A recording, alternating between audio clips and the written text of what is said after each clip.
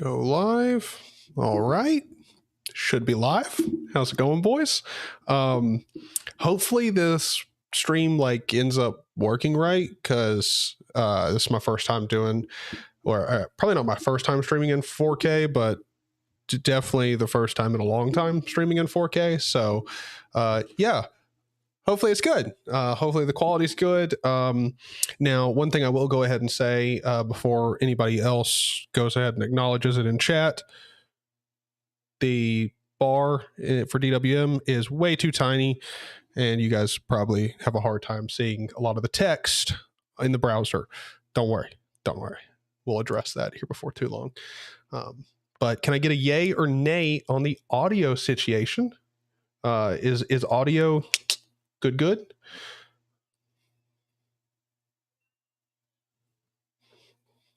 Can you not even see the text? It's that small.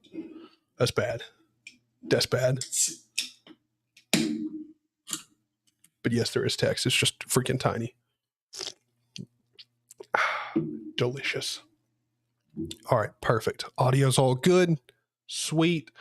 And according to YouTube, every single person that was in here right before I started the stream has now just left. So good job, YouTube analytics. Doing great. I hope all of you guys are doing good. Enjoying the day, taking it easy. So one of the reasons that I've been super busy and haven't been posting like I wanted to or thought I should. Wait, hold on. Whoa. You need to change the video resolution. Wait, hold on. What does this say? Which is not supported for this configuration. The expected video resolution is 1440p. Eat my ass. You told me I could do 4K. Literally says, what the fuck? Tell me I can stream in 4K and then you give me issues? All right. So is anybody having issues watching the stream at all?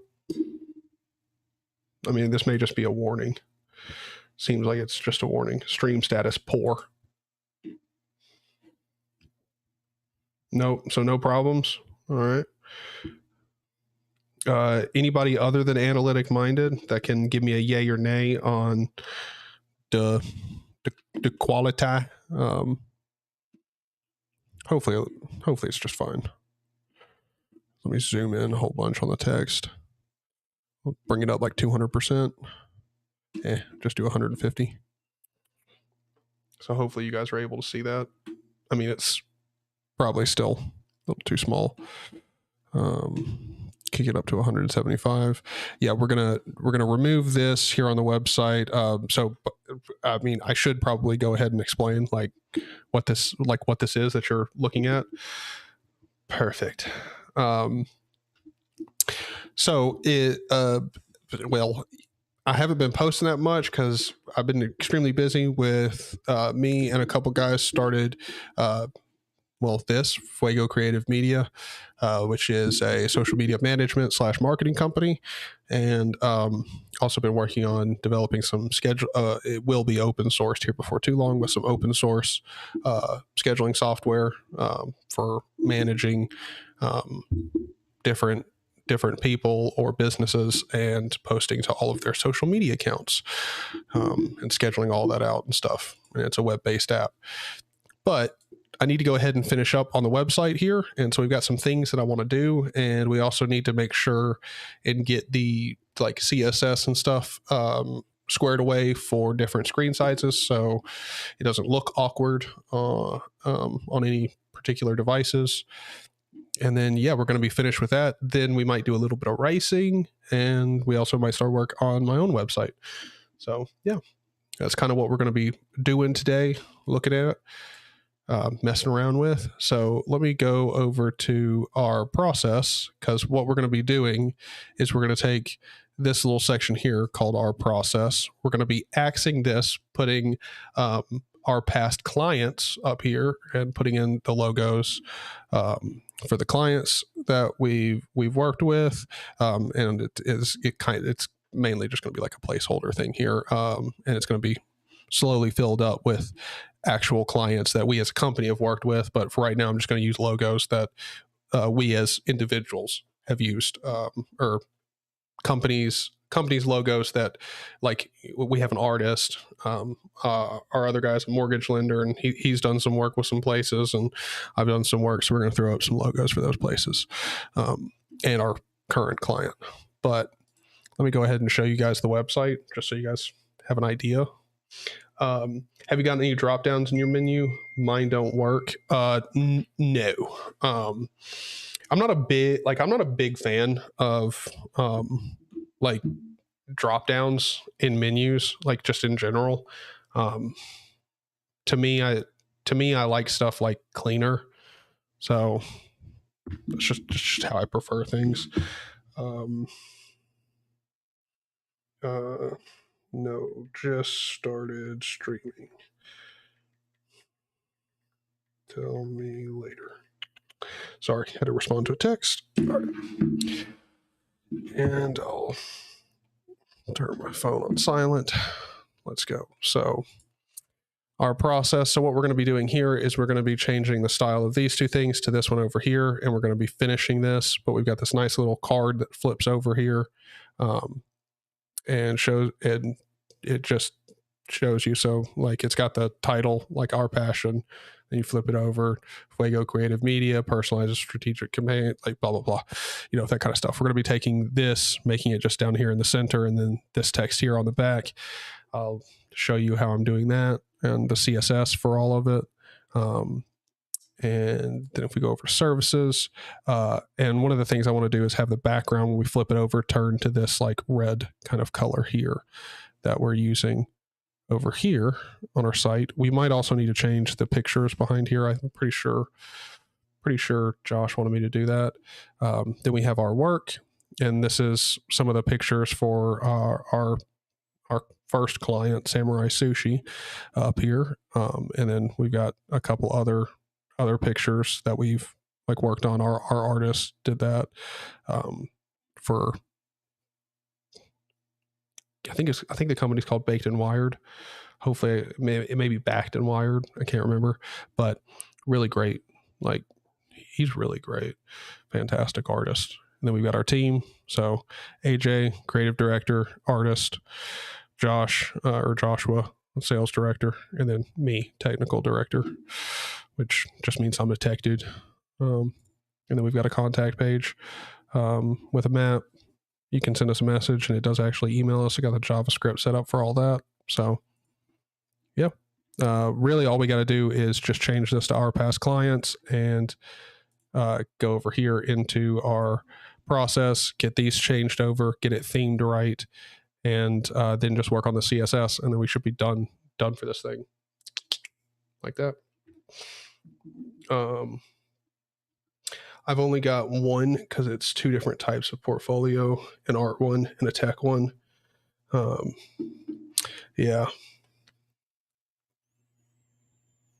Well, I don't know. Like, to me, like the way that I approach like menus and stuff is I do everything in my power to reduce the amount of items and combine stuff together if at all possible, or redirect someone to like let's say I have a like I'm going to have a section like with a blog, like a like portfolio kind of like gallery or like paid, like dedicated page, something like that.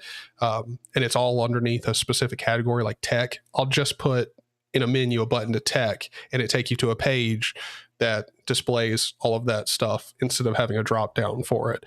I don't know. I just try to avoid drop downs. I really don't like them, but that's just, again, that's a hyper personal thing. The Foss Enjoyer, welcome. Linux Gamer, everybody. If I didn't welcome you into the stream, might be welcome. It's good to have you. And yes, I am on Linux. I'm on Arch. And I'm not using Mac. Don't really plan on going back to it. I mean, it's not particularly just because Mac is like really bad. It's not that. It's mainly just because, well, their file management is garbage, and I've been doing a lot of stuff that requires managing a lot of files, and it's just not great. And also, one of the things that I wanted to do, like that kind of like push me to go back towards Linux is I really want to do a lot of stuff with NeoVim, and just, I don't know, like on Linux, like Vim just feels more natural than it does on Mac. Like on Mac, it feels like I should be using VS Code. Like it just doesn't feel right to be a very, and again, just very personal thing. But yeah, let's see. All right, let's go ahead and let's get started on changing up this our process page, getting it finished up, and then we'll work on the past clients page.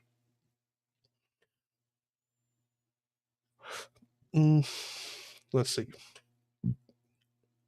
But yes, I am on Linux for now. I mean, knowing me, I'll hop again, but I'm pretty sure I'll just be doing distro hopping if I do hop.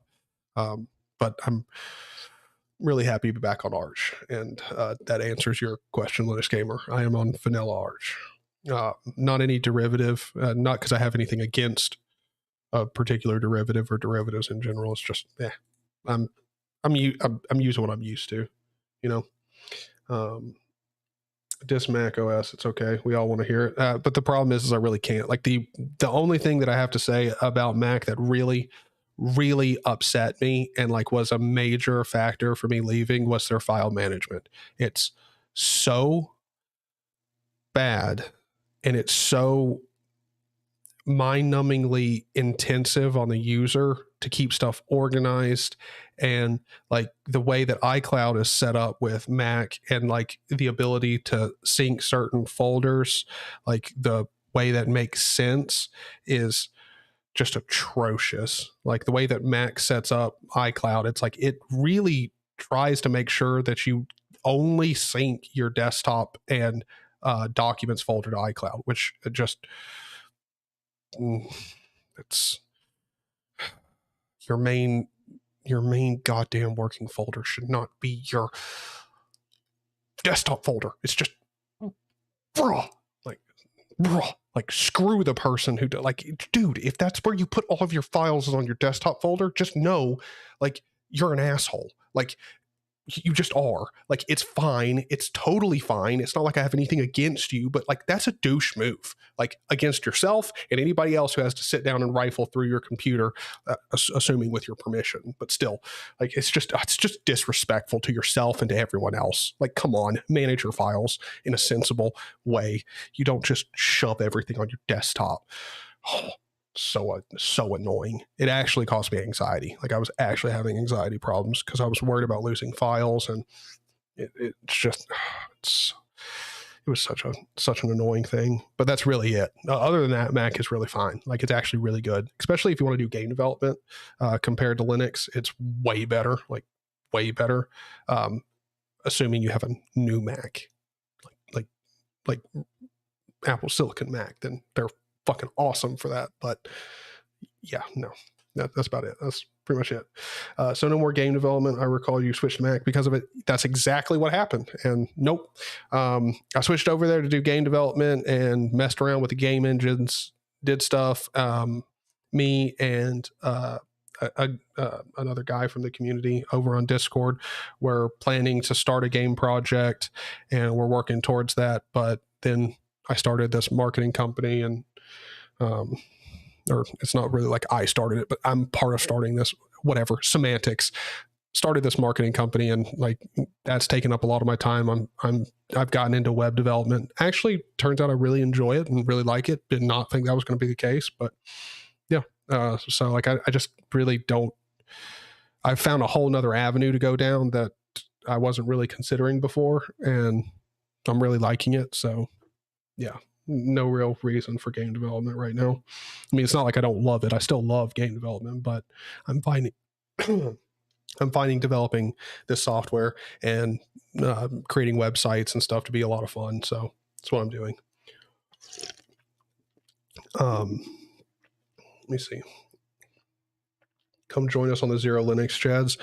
I mean, again, I have no issue with Zero Linux at all, but like really, in all honesty, I don't think it's going to be something that I'm interested in, just because I don't like downloading a distro with a whole bunch of stuff pre-configured.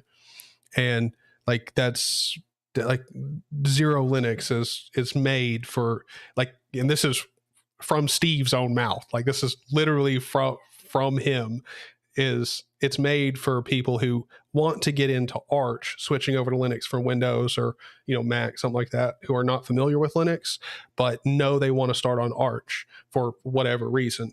It's set up for them to make it way easier to onboard into Arch, knowing very, very little about Linux. Like that's what it's for. So it's literally not even made for me. So probably not.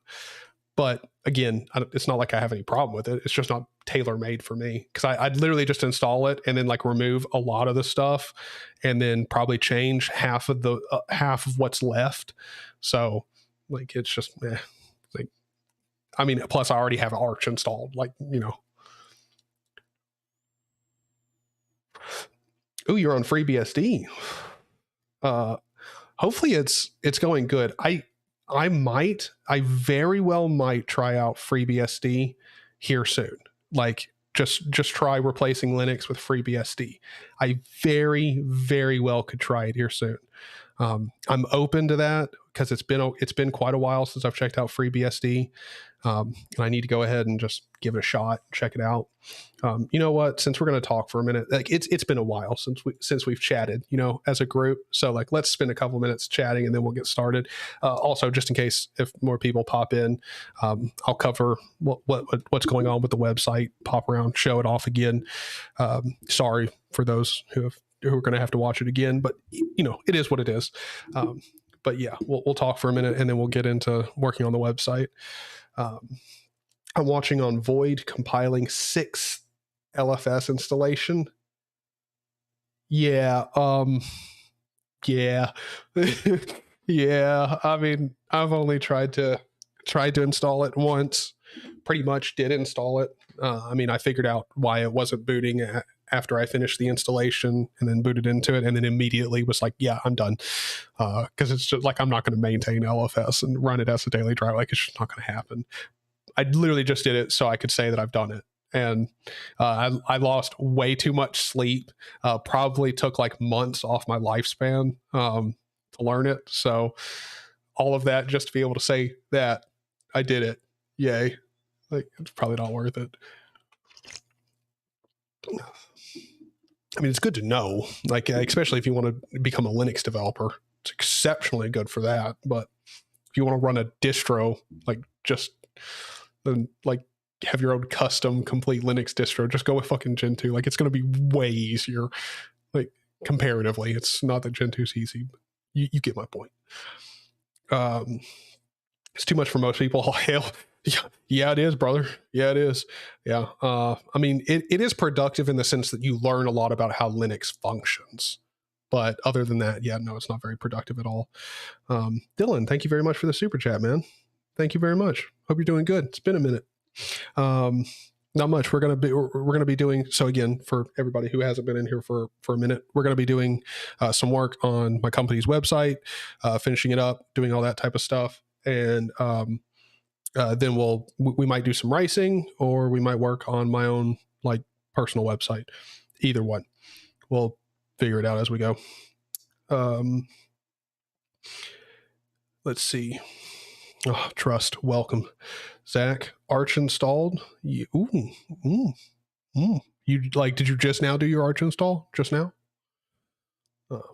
For us programmers, FreeBSD is great. I don't know. I mean, FreeBSD is more hardware compatible than OpenBSD, and you're talking with somebody who very much enjoys OpenBSD. So I feel like for me, FreeBSD will be great. The only problem is in the past, OpenBSD would boot on my system, and FreeBSD would not for some ungodly reason. So we'll see, but I'll definitely give it a shot. It's been long enough now that I'm open to it.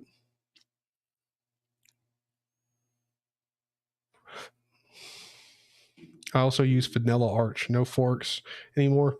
Yeah, I mean, really, in all honesty, it's just like once you've been using Arch for like long enough, like most of the forks just aren't made for you. Like 90% of the forks that are made are for like new Linux users or new to Arch users. Like, And that's definitely not me. And that hasn't been me for a long time. Again, it doesn't mean they're bad. Just saying, like, they're just not made for you. Also, after last streams, I noticed that your personal website has disappeared from your GitLab. Yes, it has. Because I wanted to recreate it. So I pulled it all down, and we're going to be doing something very different for it.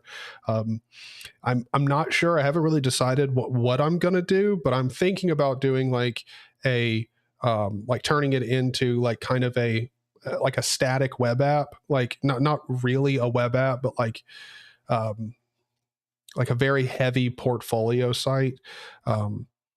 Because again, like my site, I'm not really going to be doing like the Linux cast thing. Like, not saying that Matt's website is bad at all. That's not what I'm saying. I'm just saying I'm not going to be doing his thing where it's, you know, very much plain text and like just a blog where you occasionally post. Like, I'm going to try to do something that's much more static. Don't really want a blog or anything there. I just wanted to demo like kind of what I've learned and what I can do with JavaScript, HTML, and CSS. So, but then again, like, I know a lot of people are going to complain because like I will be using JavaScript. So I don't know. A lot of people complain about that, but I don't really give a shit. Like, it doesn't fucking matter. As long as the website's fast, that's all that matters. Or at the very least, fast enough. Because like, for example, like our company site here, if I switch over to the desktop, like our company website here, like if I go over, like, anyway, I don't know why I keep saying like so much, but damn, we've got all of this, like all of these high quality photos and videos here. And I mean, we've compressed them down so it loads fast enough, but still, like, no matter what, if you've got a website that's like full of photos and shit, like there's not much you can do to make it super, super fast. You still have to load all those images. The only problem is just when people load up JavaScript with their websites so heavily and so like unnecessarily that it's just slow as shit.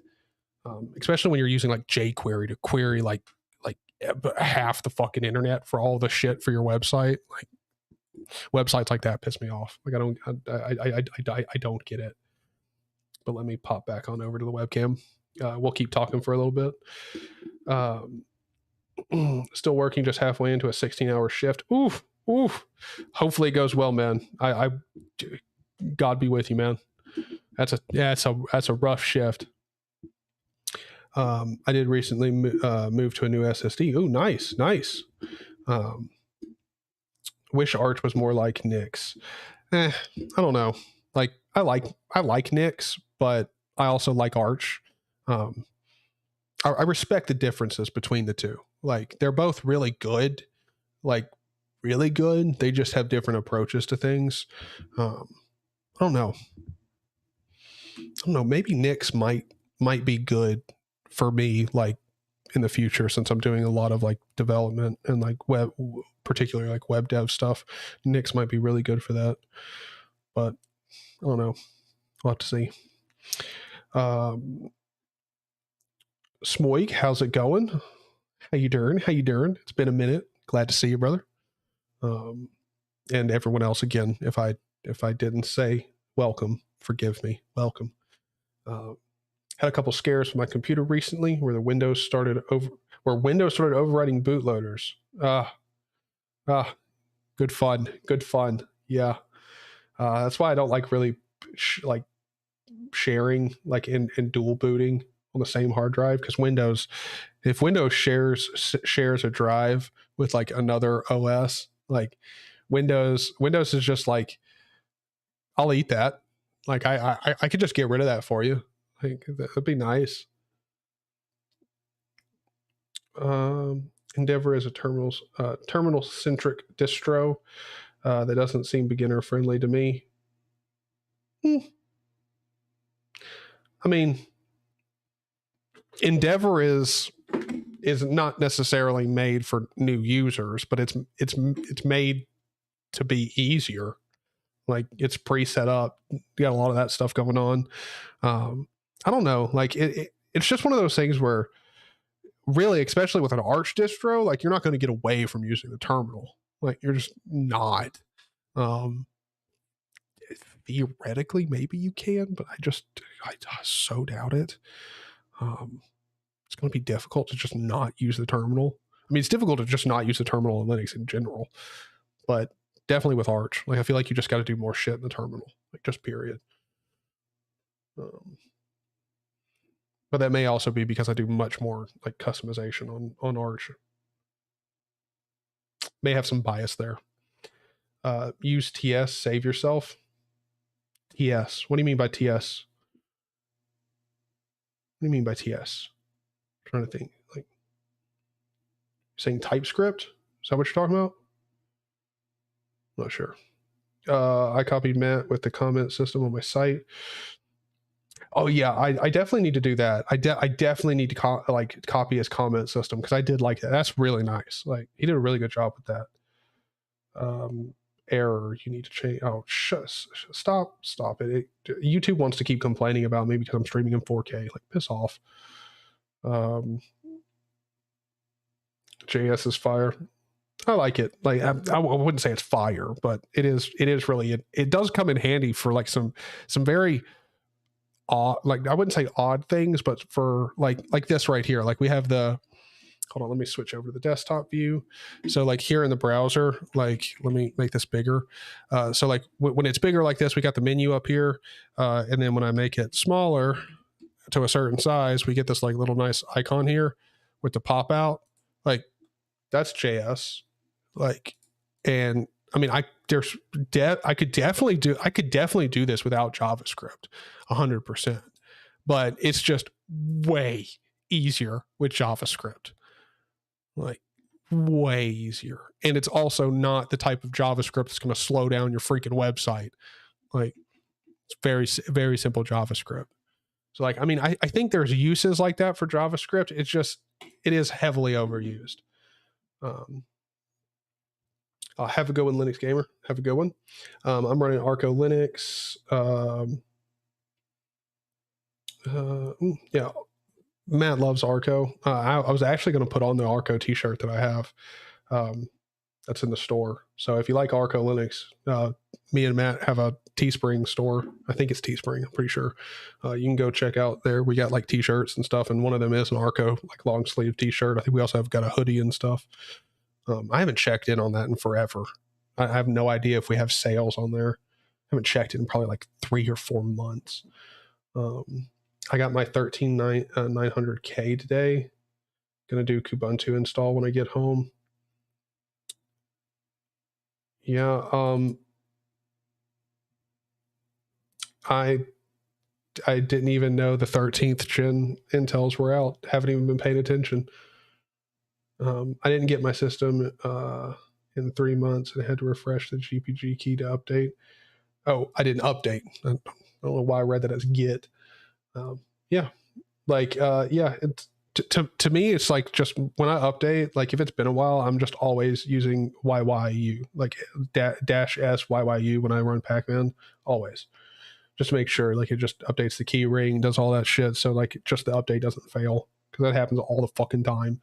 You just forget and run YU and you're like, what the fuck? Why didn't it? Why can't you update? What's the problem?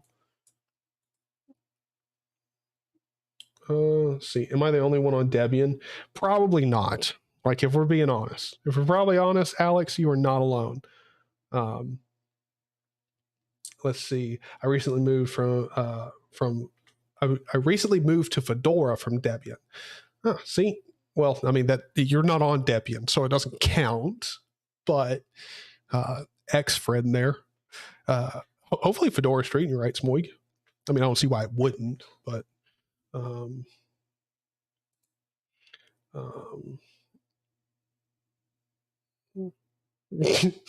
I took the Smorgan, I just took the greatest shit I've ever had. I'm glad to hear it. I'm glad to hear it, man. Glad to hear it. Yeah, TypeScript. Okay, cool. Oh yeah, Zach. I know I don't need JS. Yes, I know I don't need JS for that. There's no way I need JS for it. It's just, it was super simple to implement, and it was like 3 lines of JavaScript. So I was like, meh, that don't really matter. It's just it's a super simple way of implementing it, and why not? because also I will say with this website, there's really practically no JavaScript. There's pretty much none. The only things that I think the only things that have JavaScript on this website are the hamburger menu and the the contact form. I'm pretty sure that's it. So the website is very, very clean with JavaScript. But I just came in and I love what I'm seeing. Awesome. Well, glad to have you, man.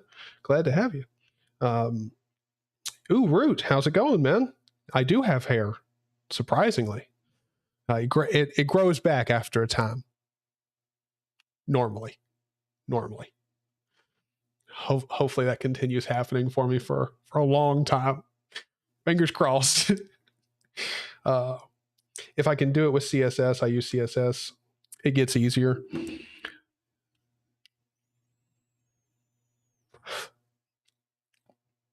I tend to agree with you, but in this case, I'm pretty much really new. Like I'm good with HTML and CSS, but I'm very, very, very new to JavaScript. So pretty much if I can learn JavaScript, I need to try and learn it. So like trying to come up with practical implementations for JavaScript. Because oddly enough, our scheduler app is using Python and Django. So there's not real, I don't even think I'm using JavaScript almost at all in our web app, if at all. Maybe I am.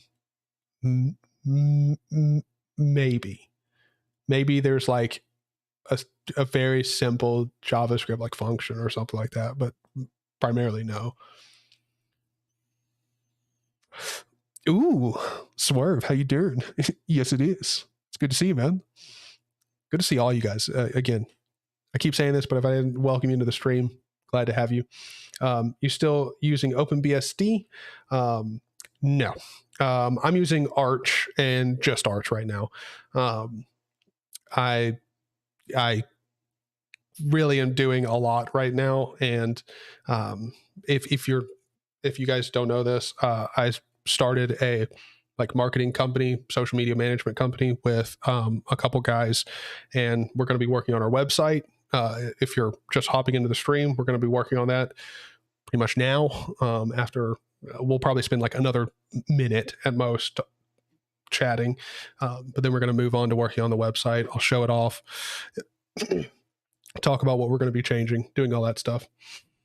Daddy Tyler, yes sir.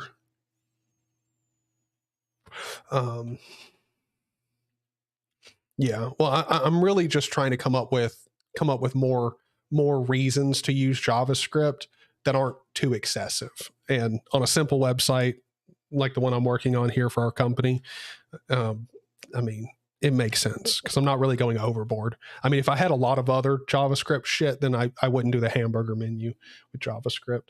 I used to be against JS because it's cool to be anti-bloat. Yeah. Yep. That's the trendy thing. The trendy thing is to be against JavaScript and really not even give a shit about JavaScript, but still be against it. Yeah, like JavaScript's actually pretty nice. Like again, people do have valid arguments when they complain about it, because there are plenty of sites that like use JavaScript for literally the most mundane stuff, and like me using the hamburger, like having the hamburger menu be JavaScript. If all of the like animated functionality, all of that stuff was in JavaScript, that's stupid. Like that's just dumb, because there's a lot of it that you could just do in CSS. Like, but yeah. Wanted to ask you how to find documentation for RC files. I can't find it in man official website. Do you guys have an elites only secret base of knowledge? You're going to have to be more specific, because I don't know what you mean by RC files. Because I have no idea what you're talking about. Are you talking about like configuration files for like OpenBSD or like FreeBSD? because you're probably going to have to be like more specific, like, because each configuration takes different options and stuff. But you guys are speaking big words that hurt my brain. Yeah, we're talking about like web development stuff. So if we pop over here, we're talking about making a website. So like in my text editor here, this is the source files for the website. So I've got like a folder in here with all of our images and stuff, and the X's. If you can see my tiny ass mouse moving around on the screen, the X there symbolizes that the repository for the website. These are, the X means the folder or the file. The folder has a file, or the file needs to be synced up to the repository because I've edited it. So like our process here, I've edited this. I haven't messed with the CSS. So I've got to do that, or update that. But yeah, just so you guys know, that's what we're talking about, just in case. Yeah, I've opened a BSD before. Word.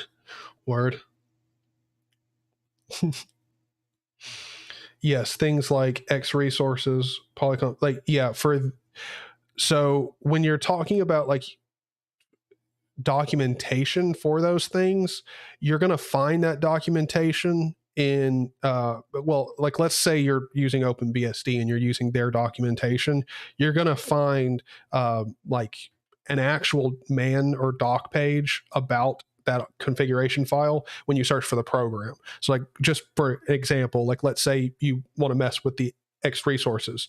If you search Xorg in the OpenBSD documentation, you'll get the Xorg page. It links to a page inside of it that's will literally just be like X resources or whatever, like whatever the link's titled, but it'll be like X resources or .x resources, whatever.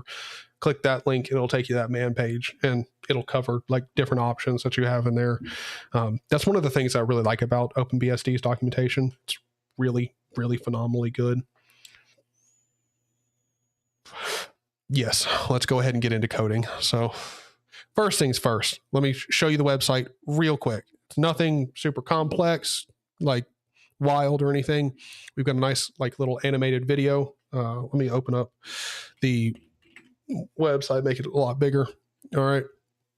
So we have our video that plays on the main page, takes up pretty much the full screen, if not a little bit more. You scroll down, you have this section, our process here, which I've removed a lot of the formatting because we're going to be removing this and we're going to be replacing it with our past clients. And this is going to show like a scrolling list here of logos that goes by, and or maybe not. I don't know. We'll talk about it when we get to it, but we're either going to do a scrolling list that shows the logos, or we're going to do, I can't remember. There's another media company that, no, oh shit. What was it?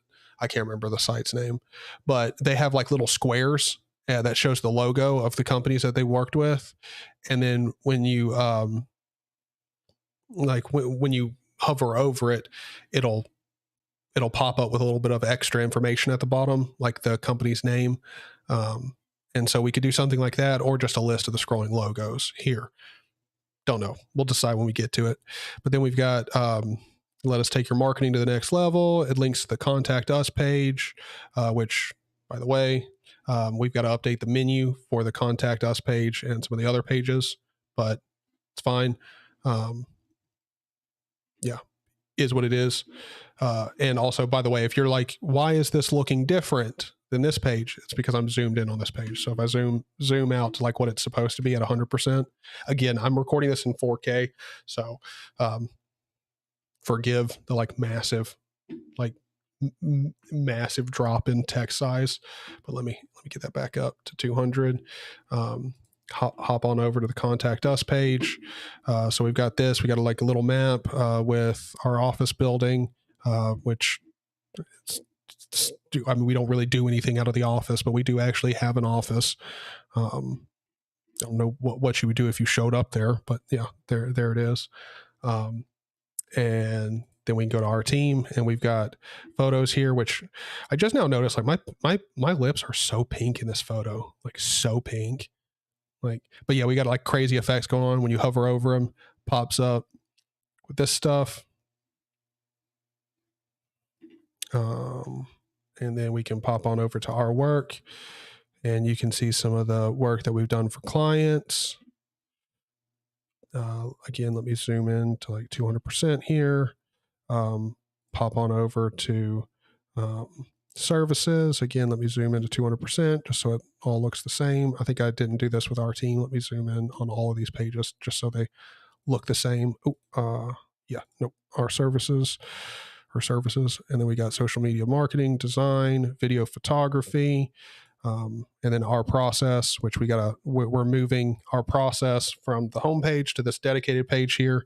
And I'm going to be taking what I've done with this left card here and doing it to these two here. And so what we're doing is we're taking the title here, moving it down into the center, and then the text will be on the back of this card. When you hover over it, it flips over and it shows you the back. So we're going to be taking that, duplicating it over here, and then we're going to be theming it a little bit more, because I think what we're going to have is when you actually hover over it, the back here will have a more red logo. So yeah, that's the website. Forgot to do it again. Let's zoom in so you guys can like at least have a chance of reading the text on the screen.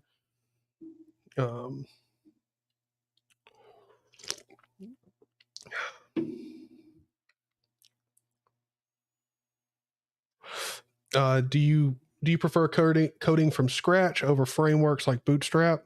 I've never used Bootstrap or anything like that. I'm new to doing like web app development, stuff like that. So I really don't know, but like, I mean, I'm using a framework right now. Like I'm using Django and Python to build our company's scheduling app for scheduling clients or user accounts, like with their social media accounts tied to it. So, I mean, I'm using a framework now, so it's not like I'm against them. It's just, I don't know.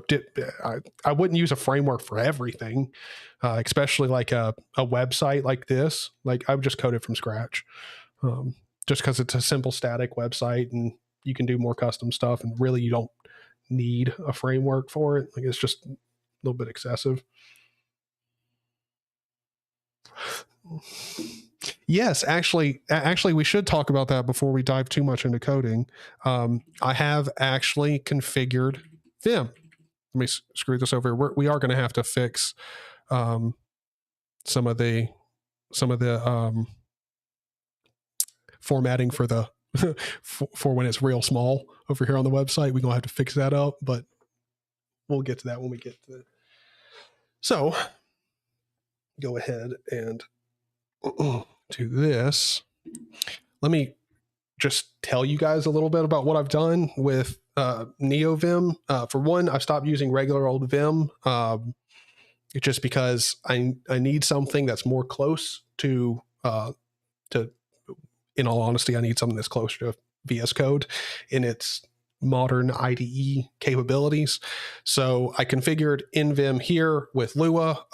As far as I know, all of my configs should be up on my GitLab, which let's just zoom in here and go to my GitLab.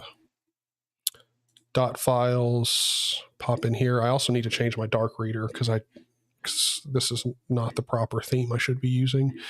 But let me go into .config. Also, guys, if you are looking for like my DWM or like, like my window manager config, like how my computer looks, it's in like most of all my shit is in my .config folder. So you can find suckless DWM there inside of my config folder.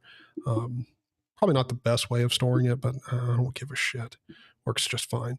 I also switched over to using a bare repo because my .files manager stopped working. Yatum is just a piece of shit now. It don't work on any system I try it on, which is just yeet. I love that .files manager. I hate that it's broken. Really upsets me. It was so good. What did I come in here for? Oh yeah, NVim. So you can go in here and check out how I've configured it. I've configured it with Lua. Yeah, it works great. It works phenomenal. I've got quite a few plugins. Like if we go in here to plugin setup, you can see I'm using Packer to manage my plugins, and then I've got quite a few in here. And then if you also go into the plugins and is it in? I think it's in Vim CMP. Is it? No. Oh gosh, which one is it? It's not. Oh yeah, it's in LSP. So if we go in here and do the LSP config, you can see I've got all of these servers in here. I've got a TypeScript, HTML, CSS, Tailwind CSS, which I'm probably never going to work with Tailwind, but put it in there. C#, Clang or C, Bash, JSON, Markdown, PHP, Rust, SQL, Linux, which I can't remember which one this is. I can't remember. I probably don't need it, but I should have commented it. YAML, and then an Emmet, which I don't even know what that is, but it was in the default config that I was using or following a tutorial, and he put it in there. I'm like, screw it, I'll throw it in there. But yeah, and then also the Lua server. So yeah, it's actually a full-fledged IDE. Works great. I've got it configured. Like I can, go between my file browser. I can split vertically. Let's quit that. I can split horizontally easily. Load up the file manager, open up a new document, get to work in here. It's much better. And Vim has really improved my life quite a bit. And I also very much enjoy it over VS Code. Looks real nice. Looks real good. When you configure in Vim, nice, it's nice. It's real nice. I like it. Too much lipstick, dude, man. I try to keep it low. All right. I try not to go excessive with the lipstick, but come on, you try to look hot, and you just get carried away. All right. It is what it is.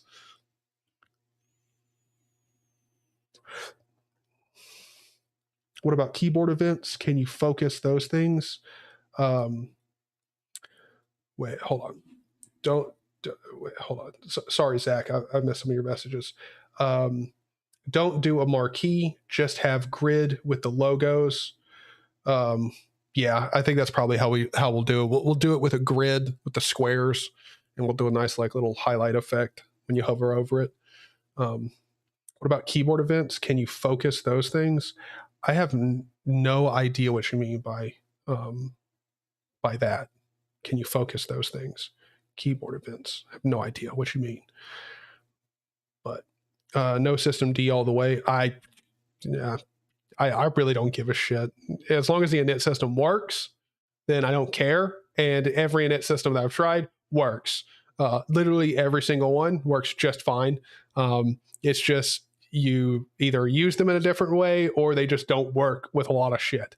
Which guess what? If you're using something other than systemd, I guarantee you spend a year or two using it, and you'll find one or two programs that don't work with it because they're hard systemd dependent. And pretty much my philosophy is, if you don't have a problem with systemd, use it. If you have a problem with systemd, use something else, and whatever you use that's not systemd, no one gives a shit. Just use it, enjoy it.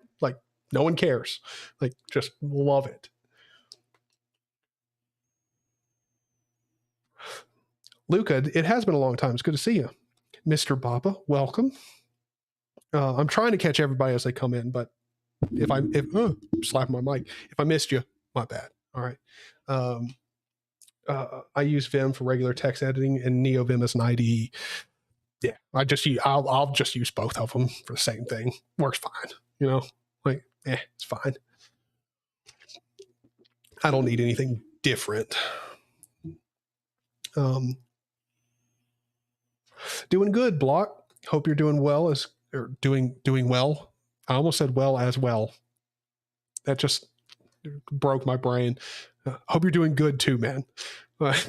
If you can't hover with mouse, does tabbing through the website focus those images /cards and show the information you get on hover? No, it doesn't.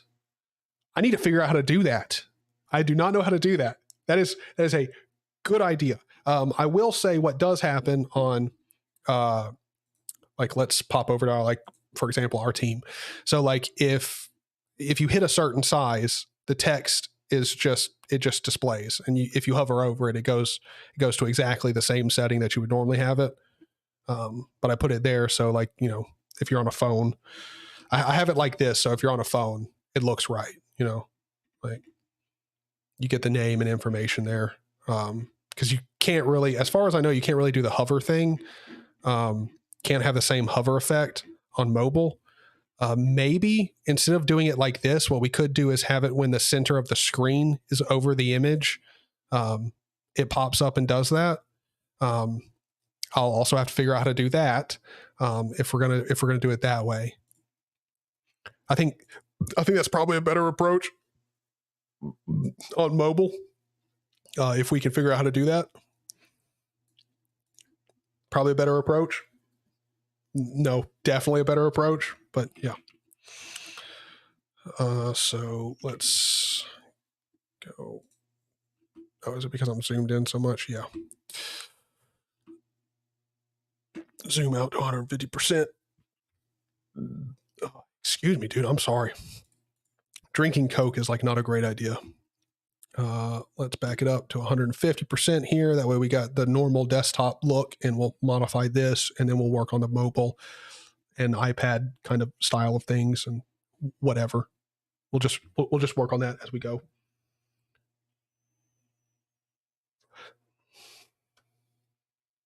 NeoVim is definitely comfy once you've gotten everything set up, especially because they have LSP and tree sitter built in. Yes, it is. NeoVim is like, it is way better than regular Vim after you do the configuration. But if we're talking like a very simple config file, like if that's all you're going to work, like if you're not going to do a lot of configuration and get it set up to be like a full featured text editor and shit, like, yeah, no. Also, Zach, I think you mentioned like relative line numbers. I don't like it for some reason, like just personally, just my thing. No, I've never really liked relative line numbers. Mainly just because I don't really pop around in a text file like that. Yeah, just that's about it. On mobile, when you tap, it gives it focus.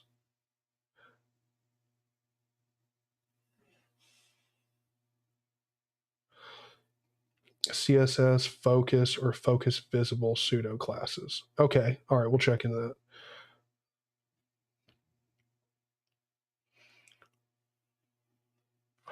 What do you think about WordPress blocks users? I don't know if you're talking about like WordPress has started blocking users or something. I have no idea. So I don't have an opinion on that, if that is happening. Or if you're just talking about people who use WordPress. I don't have any problem with people who use WordPress at all. I don't have a problem with WordPress sites in general. I just wouldn't want to pay for one. Like, they just charge you way too fucking much. So, I mean, that's about it. You can have relative line numbers and then have the absolute line number on the line you're on.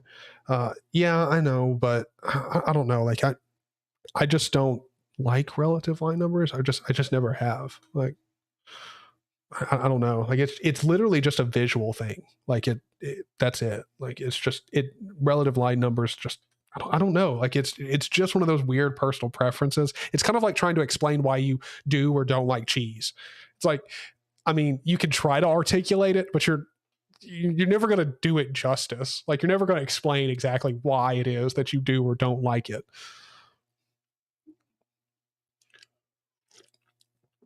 I don't use line numbers at all. Oh, interesting. I definitely need, like, I definitely want the line numbers there. I definitely want them there. I just don't like the relative ones. I think blocks is some form of WordPress layout component. Oh, okay. Yeah. No, I just don't. I don't care. Like if you use WordPress, like I don't think anyone should have a problem with you using WordPress. It's just, it's one of those things where like I don't get paying for it, because in all honesty, like if we're being like honest with each other, you can pay WordPress an exorbitant amount of money to allow you to easily design and change your website with like a template set up, or like you could just theoretically, just throwing this idea out here, go to Fiverr, pay someone like $40 once to develop a really nice looking website for you, and then deploy that for yourself, like host it yourself, like on Git. You could just do GitLab pages, host it yourself for free, buy a domain, and save like, I don't know, like probably like $100 to $300 somewhere in there a year on your website. Like to me, it makes so much more sense to just go with the Fiverr route. Again, that's assuming you can't make your own website. Like,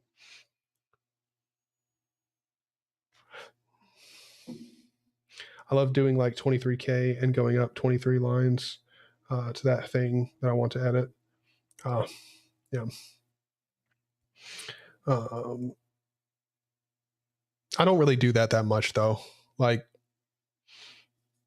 I mean, I will jump up lines occasionally, like, or jump down lines, whatever, occasionally. But like, I don't know, like I've never really needed the relative line numbers to know. Maybe once I'm working on like much bigger files that are like, you know, we're talking like 2,000, 3,000 lines long. Maybe at that point, like I won't want to do the mental math on like how many lines up I need to go or like whatever. Like maybe then, but just, I don't know, like right now, like I don't need the numbers, and visually they don't really appeal to me all that much. But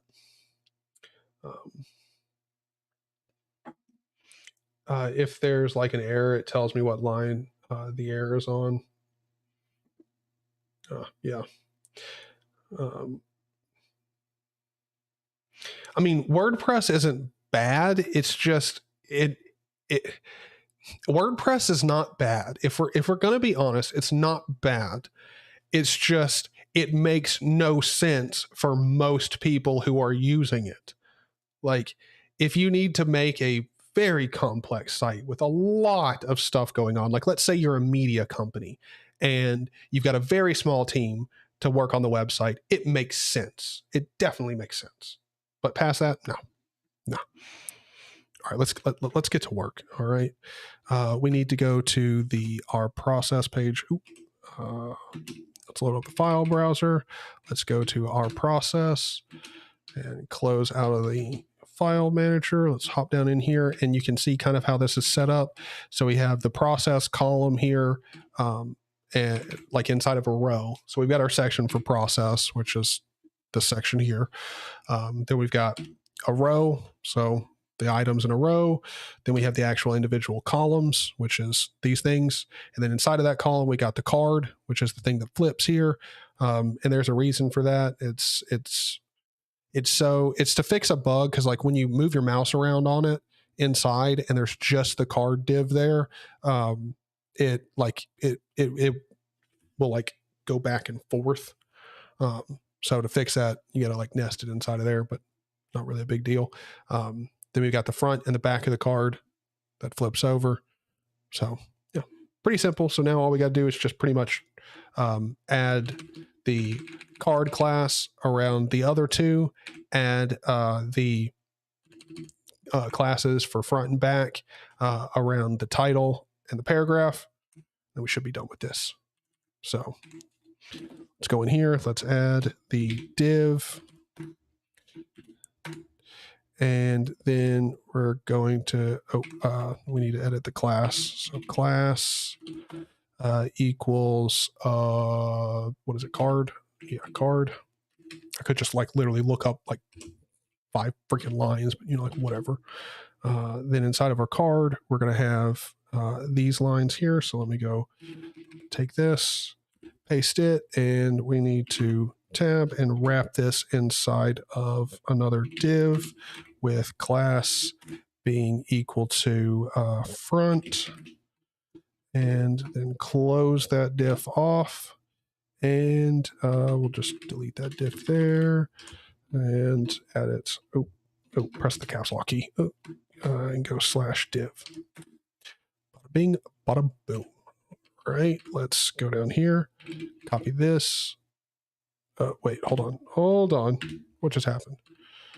Oh, these are on separate lines.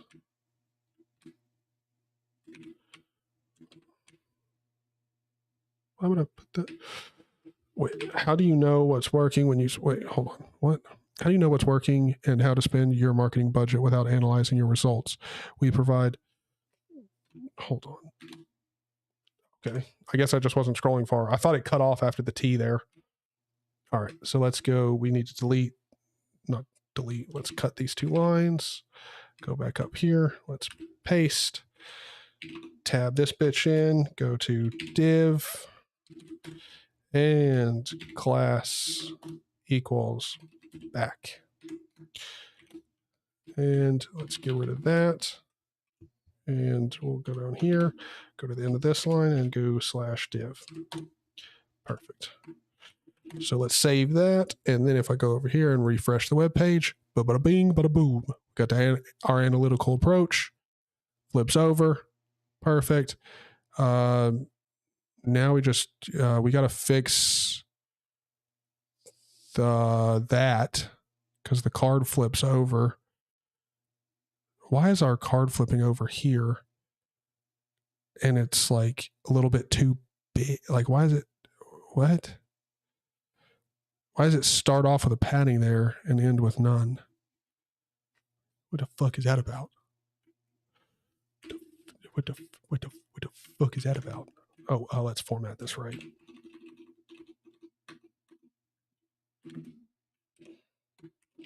Save that. Try Prettier for code formatting. Yes. I did actually want to add that. I just skipped it when I set up NeoVim because I'm like, I'll get to that eventually. But yes, I do have the intention of checking out Prettier.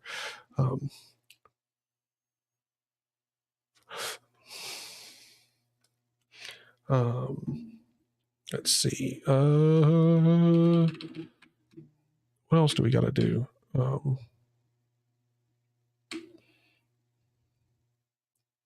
See, so we got the card, the front and back. Let's add this one. So this one's got some stuff, and we're going to also have to do the LI here and add it to where it doesn't have the styling over here. We'll have to get rid of that, which will be a simple fix, but let's go ahead and add our div for card. Wait, hold on. What am I doing? I just copy the lines. Go back up here. Let's copy the card line and paste it down here. And do /div. And then we can go and do, let's just delete or cut these 2 lines. Go back up here. We'll paste these inside of here. And then we're going to do div, and we're going to go delete this. Sorry, I'm thinking ahead to the next div and what I'm going to have to do there. So we've got that div added in there. Now we're going to have to add another div here, but let me just go ahead and cut that line. Oh, whoops, that's not what I wanted to do. And go div here, close that off, enter, and then paste that in. Tap that P in there. Let's see, 59 to, what was that? That P's got to be in there too. So what? 9. So D9. Oh, no, D10. D10. Go up here. Tab. Good Lord, if I could think for a second. Go up here, paste, and tab these in here.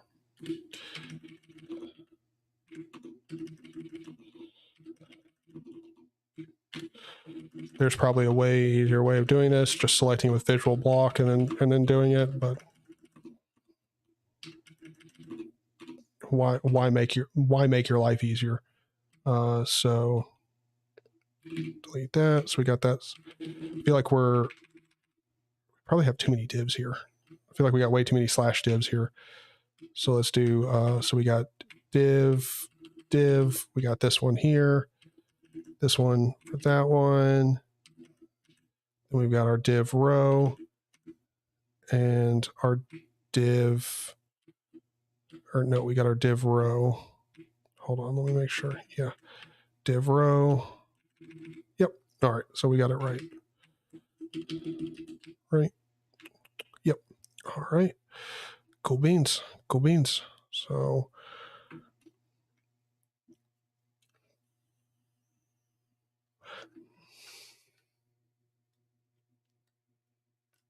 typing out div class back could just be dot back.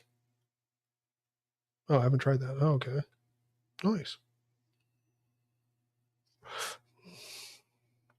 I think I'm going to make this the year I move to Linux full time.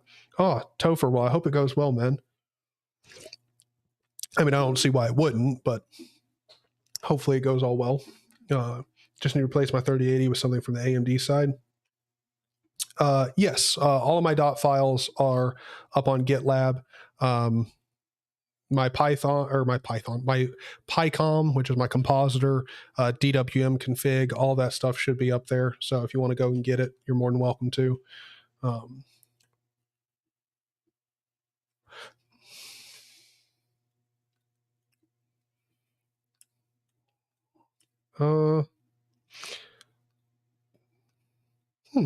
Now, I don't know if you'd want to do this, but well, no, yeah, never mind. I don't think that would work. Sorry, I was thinking about your graphics card, but never mind, I just won't say it because I don't think it would work.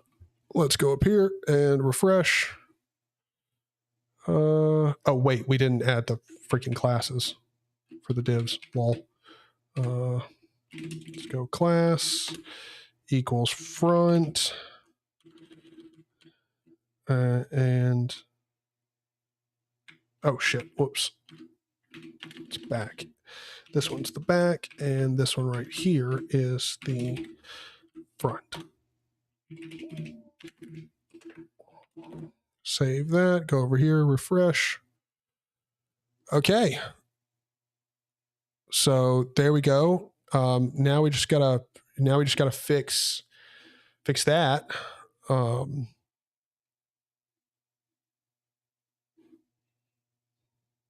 Let's fix this. Let's fix the CSS. So let's go down in here into the CSS file, and I believe, wait, is it towards the bottom? I can't remember. Can't remember where it is. Nope, that's contact. Where did I put this at?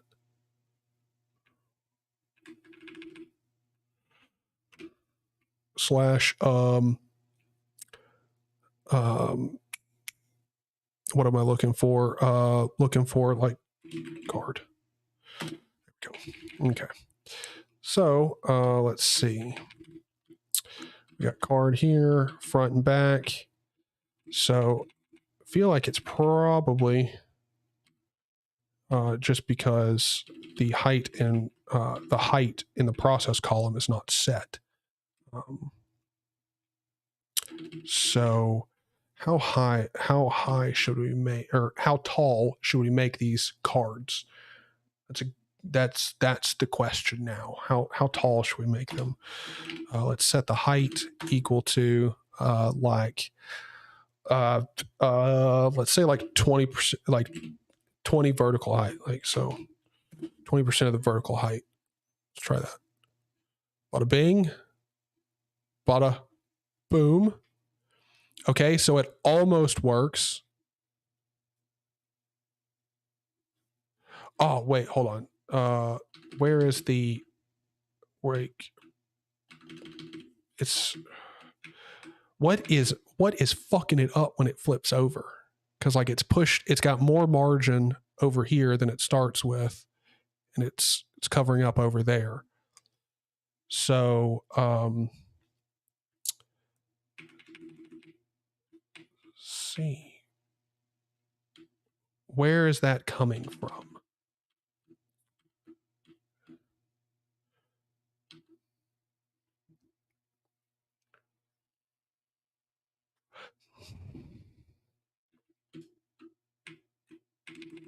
Oh yeah, that's right. Yeah, because I mean it's automatically going to use up that width anyway. Nope. Never mind. No, it's not. Do need it. There we go. Don't use VH for that, I reckon. Slap an aspect ratio. That looks good. And let the content decide how big it needs to be.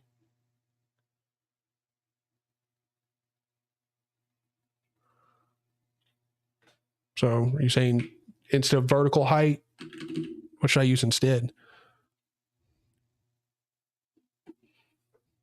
Talking about percentage, pixels. Let's see. What about 200? Let's try 250 pixels. See that. I have no idea how that'll be. I mean, not terrible. We could probably make it a little bit bigger, a little bit taller. Don't use height property.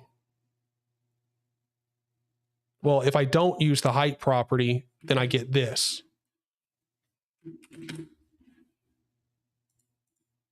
I get that. So need to use the height property.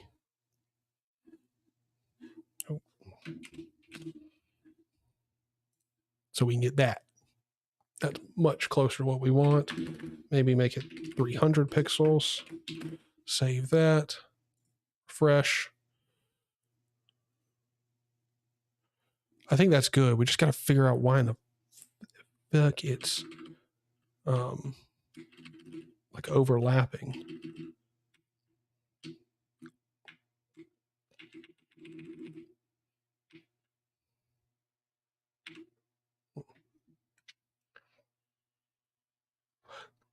Aspect ratio. Oh. Never used that before. Okay.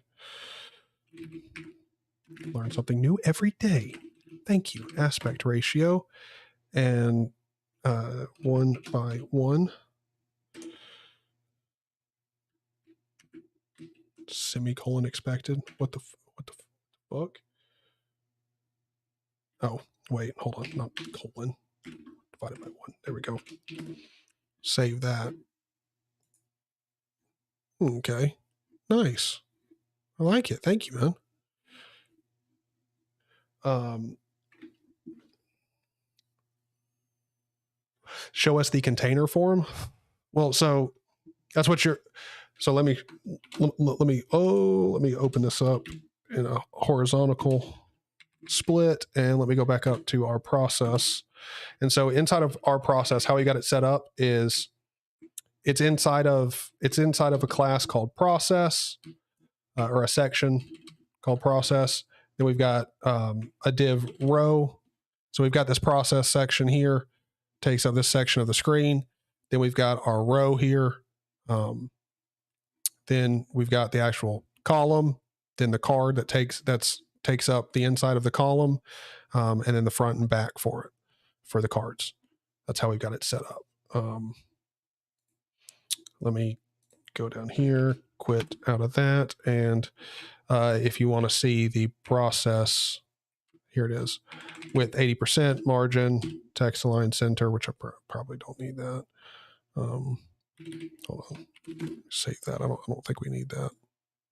Yeah, no, don't need that. Oh wait, yes we do. Oh my god, it's almost like I put this shit in here for a reason. Almost. There we go. Padding top, 80 pixels.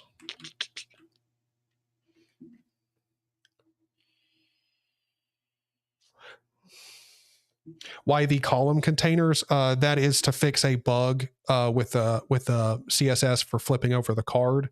Because without the column there, let me show you. So down here with the preserve 3D, we need this right here, the process column hover into card, and that fixes like a bug where like, let me just show you. If I remove this line here, save that, refresh. Oh, well, hold on. Click U and get rid of these 3 lines here. I probably didn't need to save there, but save that. Oh my God. Well, anyway, there's a bug where it flips, like when it flips over and you move your mouse, it'll just like go, the card will just like go back and forth. And so that there fixes it. So that's why we have it set up the way that we do, with it not just being the card there.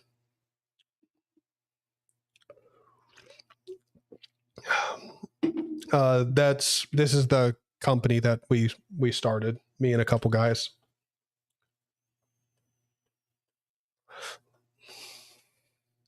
Push, please. We will eventually. Not right now though. I want to figure out, before we do any pushing at all, I want to figure out why when this thing flips over, we get extra margins over here. Like, I don't get that at all.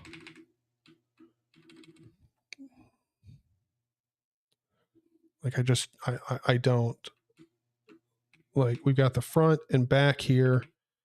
I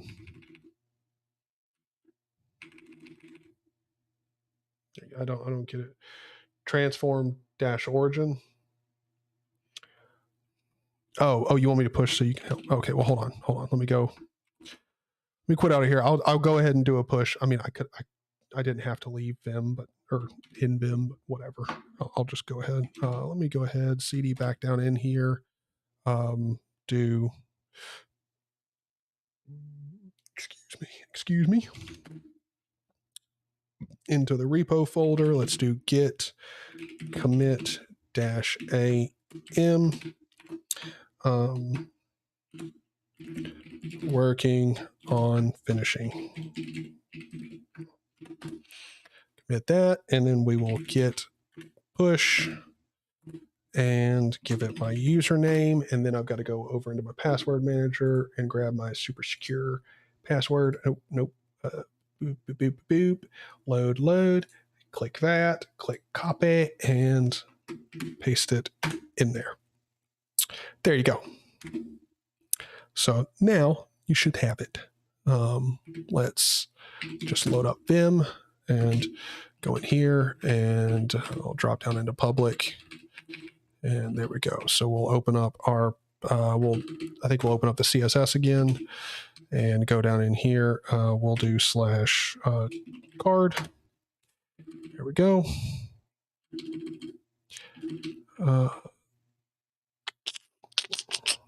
Let's see. So we've got, like, I don't get it. Like, I really don't. Like, is it because of the padding? Imagine that's it.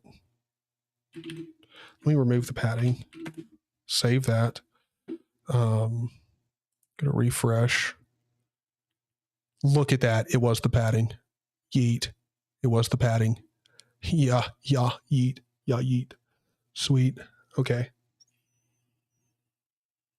So now all we got to do is take that padding that we had around there and add that in here into the, I believe we should add that into the front and into the back.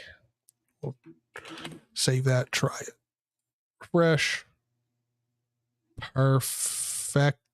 Shit. And it's still there. So maybe it's just on the card. Maybe that's where we should add it. Don't know. Are we going to try it? Save that and refresh. Shit. It's not it. Maybe we just screw the padding altogether.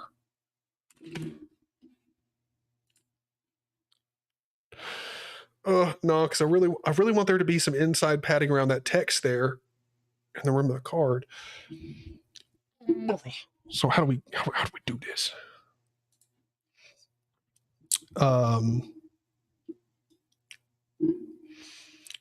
Bro, you're not using Git with SSH? What? Why would I be using Git with SSH? This is not on a server. It's a GitLab Pages website. So it's just like, no. Oh, you mean with like an SSH password? Oh, no, not right now. Something is missing in the repo, I think. Hold on, let me check. Hold on. That very well could be an actual thing. Doubt it, but I could go check. Hold on. Let's just quit out of here, and let's do git add. We'll just add the whole public folder. Nope, public.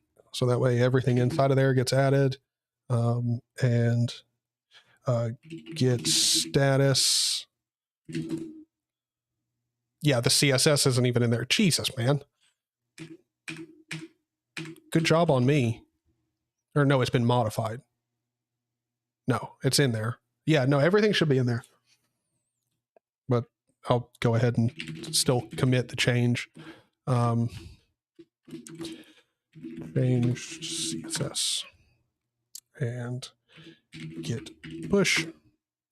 Zaney and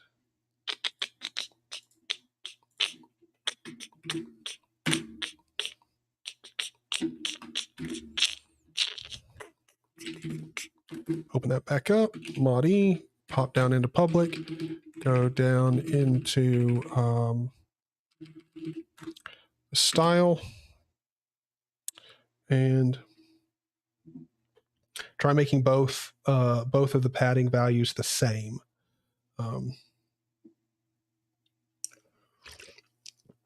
You should set up Vite so your browser updates on save. Never heard of that before.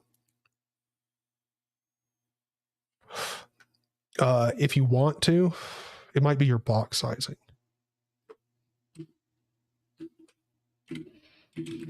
Could it really? Are you talking about like,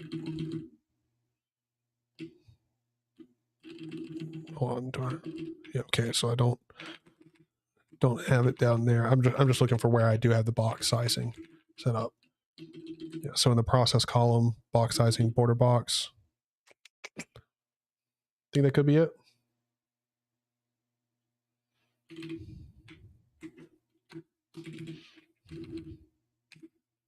Yes, sir. Let's try that change there.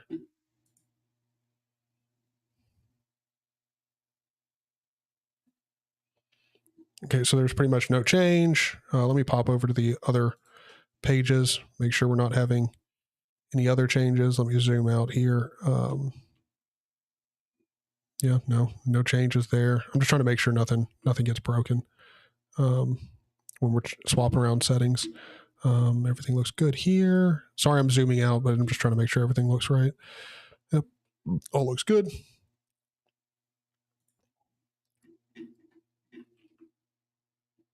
Yeah. Okay, cool. Just wanted to make sure it didn't screw with anything. Yeah, this here is all broken, but it's all good. We're going to remove it anyway. Again, all looks good. Noise. Boop. Go over to our processes. So now let's go back to /card and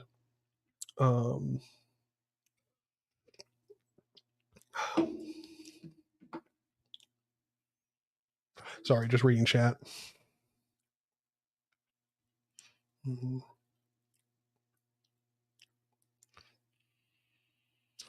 Wait, Josh, I don't know why you would need to spin up a web server.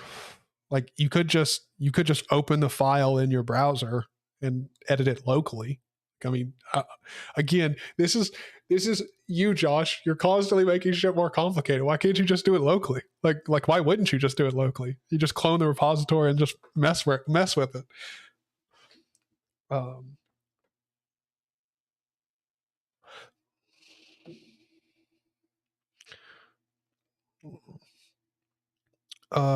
So what it does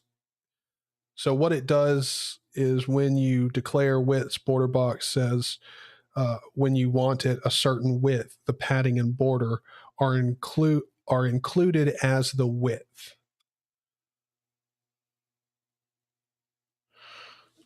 Okay. So now, like, theoretically, so if I go down in here and add padding, and let's say we just do like 2% padding inside of the card. Let's see if that changes anything.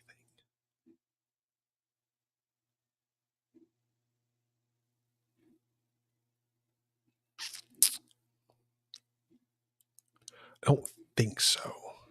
Actually, hold on. Delete this. We only want the padding on the back side anyway. So, because I mean, the front side just got the title. They don't fucking need padding. Click W, save that there. Let's see if this works. Fingers crossed, boys. Really can't tell. It's probably chose a percentage that was too low. Like, let's do like 6%. Save that. Let's see it. No, did literally nothing. Or wait, did it? I don't fucking know. Hold on. Let's choose something like much bigger. Let's try 20. Let's try that. Yes. Okay. So it is working. Beautiful.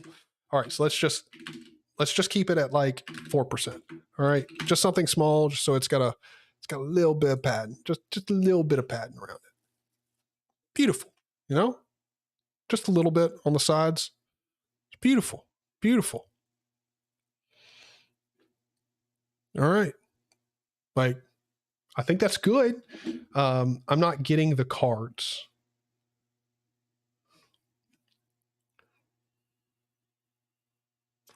You're working in our work. No, this is our process. The page is called our process.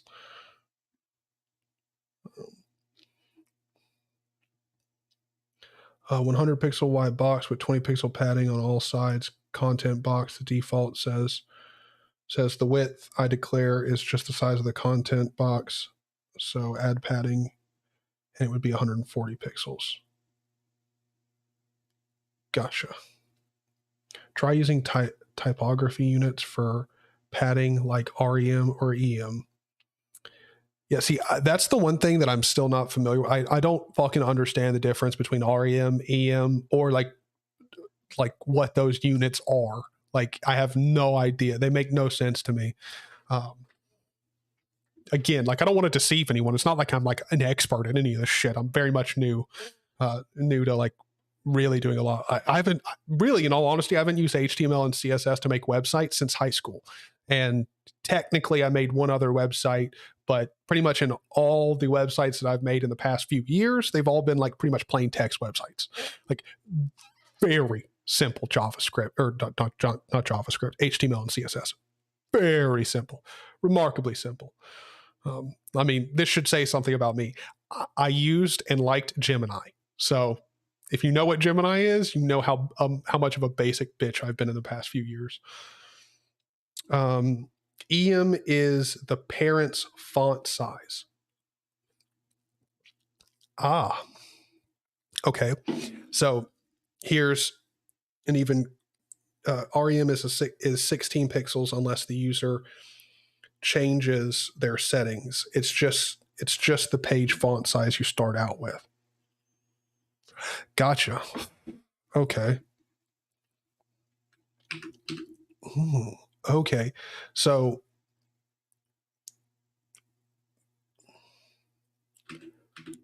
gotcha.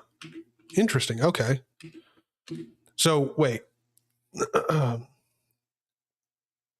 why? Like, what's the difference again between REM and EM? Because REM is 16 pixels unless the user changes their settings, and I guess 1EM is the same thing because like it's the parent's font size. You want the padding to scale with your font size. That is true. That is true. That is true. Let's do like 1.25 EM. Let's try that. Click refresh. Way too much. Way too much. So let's do like let's just try 1 EM. So the padding will be the same size as the font. Cool. Cool, cool. Why am I not getting any vertical padding though? Because I was pretty sure when you apply padding, it applies it to. Oh, well, hold on. Let's go up here to the size. Where is it?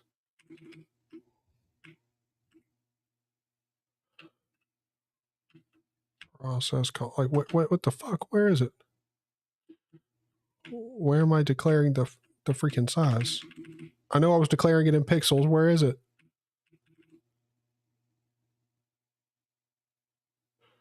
Oh yeah, that's right. I stopped doing that. It's just aspect ratio.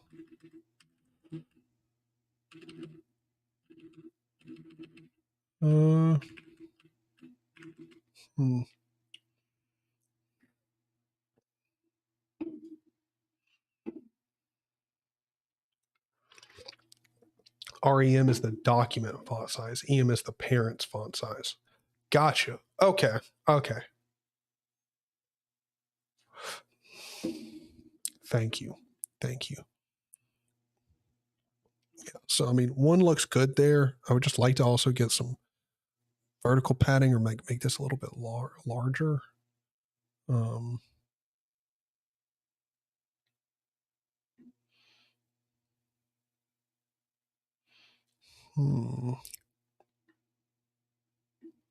Yeah, fuck it. Yeah, I mean, it's good. It's good. I really don't. I'm just like being nitpicky right now for no real reason. I think it doesn't have space for vertical padding. Yeah, yeah. I'm pretty sure that's it. But I don't know. I think that's good. I mean, we could increase the size of it a bit. What do you guys think? Like, let me zoom in on it a bit. So, oh, well, if I zoom in too much, don't even get anything else. But I mean, do you guys think that looks good?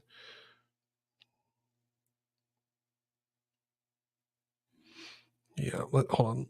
Yeah, let's change the aspect ratio. Let's do like should we do like 1.25? So it's just wait. What did I do that the wrong? I think I did that the wrong way. Shit. Over 1.25. Go. Boom, baby. That's beautiful. Dude, Zach, thank you very much, man. Thank you very much. All right, so now let's add the like extras, the niceties. So for the front, what do you guys think? Should we change it to have like a picture behind the text, similar to some kind of style like this, like with pictures behind here? Which again, we're going to go through and do a lot of messing around with the rest of the website. Because I think what we should do is take what we have here and copy this style to over here as well. I think that's what we're going to do because it's just cleaner. It'll look better on mobile and tablets and stuff without having to do too much configuration. So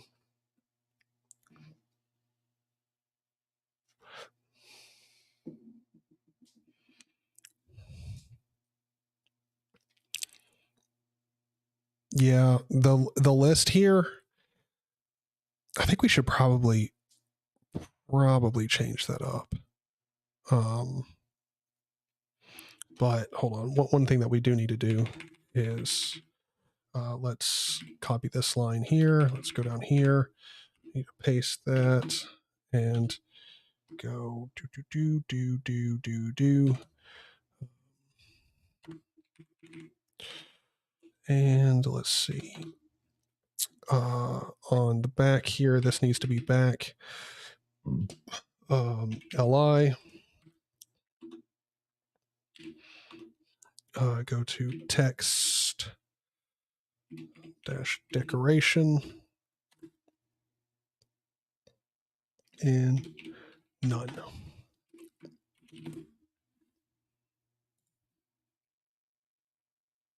Oh, is it UL? Yeah, shit. That's not what I meant to do. Shit, how do you redo something? Oh, fuck. How do you redo something in Vim? I've completely, I've just went brain dead. I cannot remember.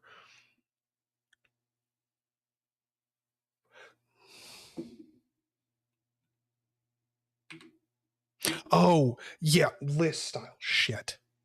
Not text style. List style. None.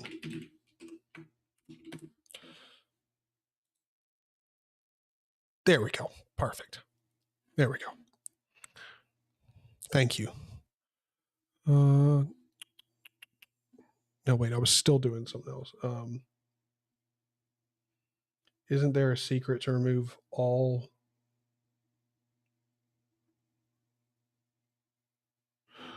Oh, Control R. Thank you very much. Thank you very much, Zach. Thank you. That's what I was asking. I couldn't remember. Yeah, redo is Control R. Thank you. Good Lord. Okay, so I'm pretty sure we're done with most stuff. How should we redo this list, boys? Like, I don't know. Like, I would think that we do something like having it be like 2 or like, 2 in a row and then 3 like in the middle or something like that. And having them like in a row here, or like, I mean, I guess we could just center them all left. In the center, like, how do you guys think we should do it?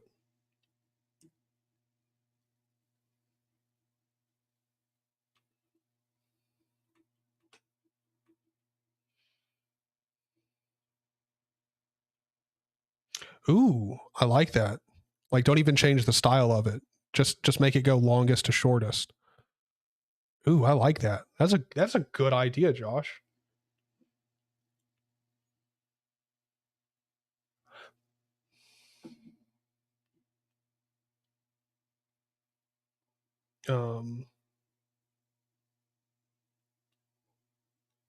I like the bulleted list.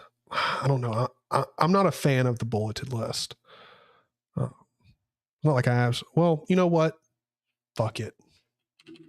Let's try this. DD. Wait. You know what? Hold on. Let me just delete these 3 lines there.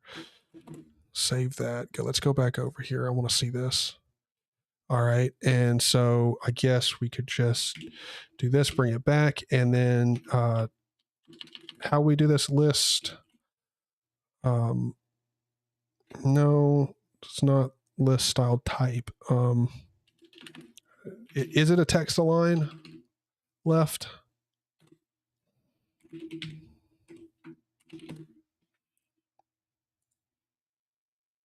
Yes, it is. Okay. Yeah, I think you're right, Josh. I think we'll stick with that. That does look very clean. But we'll just make construction at the top, and then we'll go. Real estate is going to need to go underneath. because influencers looks like it's longer. So real estate will go below influencers. Yeah, so hold on. Let's, oh wait, nope. Let's go back up to our process and close out of there. Let's go down to our list and let's take the construction line here, post it up here. Restaurants, real estate, paste that underneath there, then coaching, sports, retail. Looks good. And real estate is just as long as influencers, but again, the influencers looks, the way it's rendering, it just looks a tad bit longer.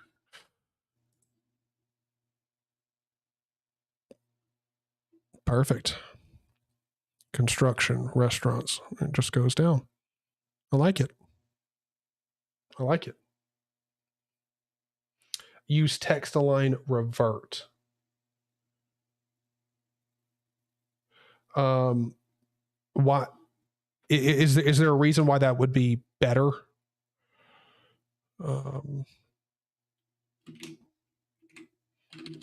Over just the way that I'm doing it. What the fuck?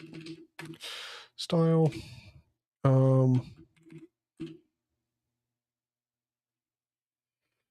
Actually, the grid code above changed 10ch to 16ch. What are you talking about? Reason to use revert is if someone translates your page and they have our RTL language, it will change it back to that and not screw up their experience. Ah, okay. Thank you. Revert. Save that. All right.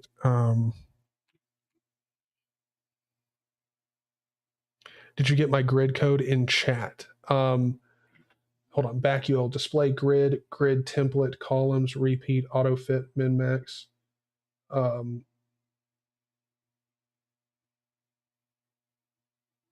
Okay, hold on.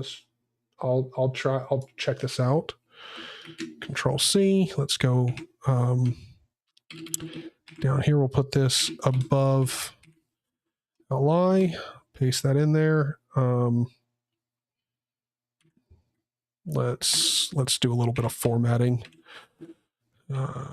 Just cause. Oh shit! Whoops. Repeat. All right. So auto fit min max, and you said change 10 to 16ch. All right. Let's try this.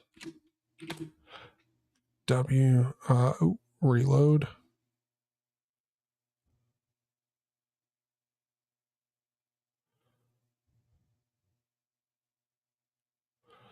Yes, but then we get the bubbles over there, and it's not like centered, aligned over here.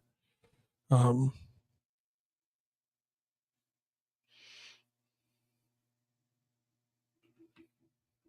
zoom out to see it work.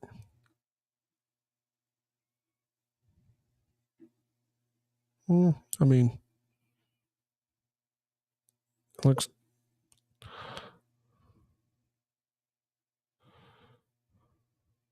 the same. Just let me do D4D. Save that.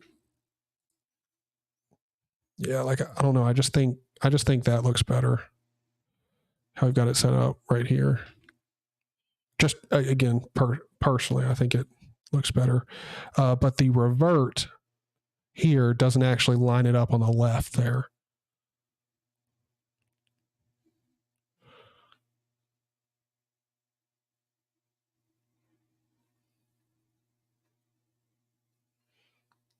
Put in all unset in that rule. Okay. Let's bring it back. Go to all unset. W. refresh. Yeah, no, it still looks the same. But yeah, I mean, it's all good. Save that. Go back. I mean, I like that look there. Looks very clean. We just got to add we just do have to do the revert, or do the left, because the revert is not working. Because now it's over there on the left. Looks good. So I guess we're going to have to do it. I guess we can't do the revert. But I guess we should go over to something like pexels.com. And I know the text for the browser is like so small you can't really see shit at all. I know. I totally understand. I don't think it matters too much. But we need to find stuff like our passion. So let's do let's just search like art.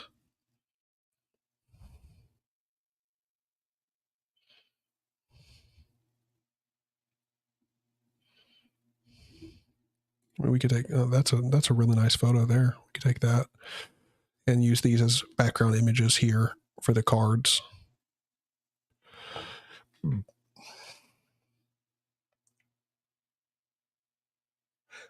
Maybe instead of revert, use initial. All right, we'll try that.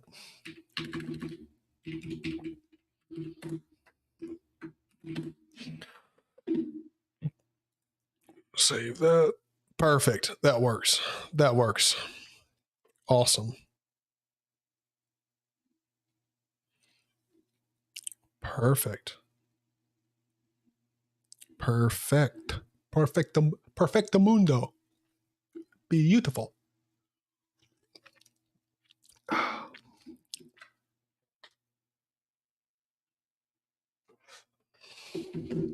Now let's go through here and let's add a picture to these. Or I mean, I don't know. Should we add a picture to it?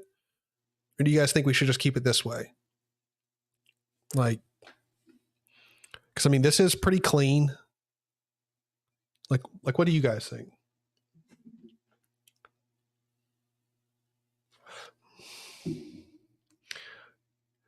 I'm going to butcher your username, but Yombo Prime. How's it going, man? How's it going? You have pictures on the others. I do. So I don't know. I guess I should. It makes sense. It definitely makes sense. So I should. Let's go back over to our process and let's pick our passion. Free download. All right. Oh, wait. I think I downloaded in 4,000 by 6,000. Hopefully, fingers crossed. And so what we need to do is go over here, load up GIMP, and we're going to scale the images, or we're going to get the images to like be the same size, and also scale them down accordingly. So now let's get one for our analytical approach. Let's search analytics.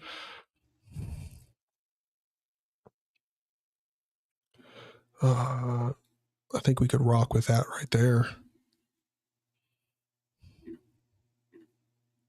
Or should we use something else?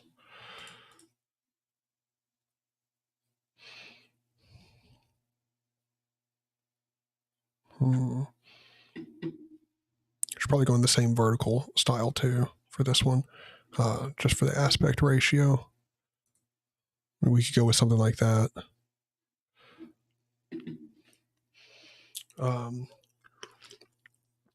Try a minimal flame.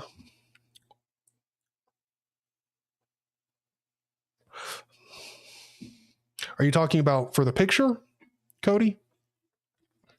The grid code should have created columns try a lower CH value, like 8CH, see what happens.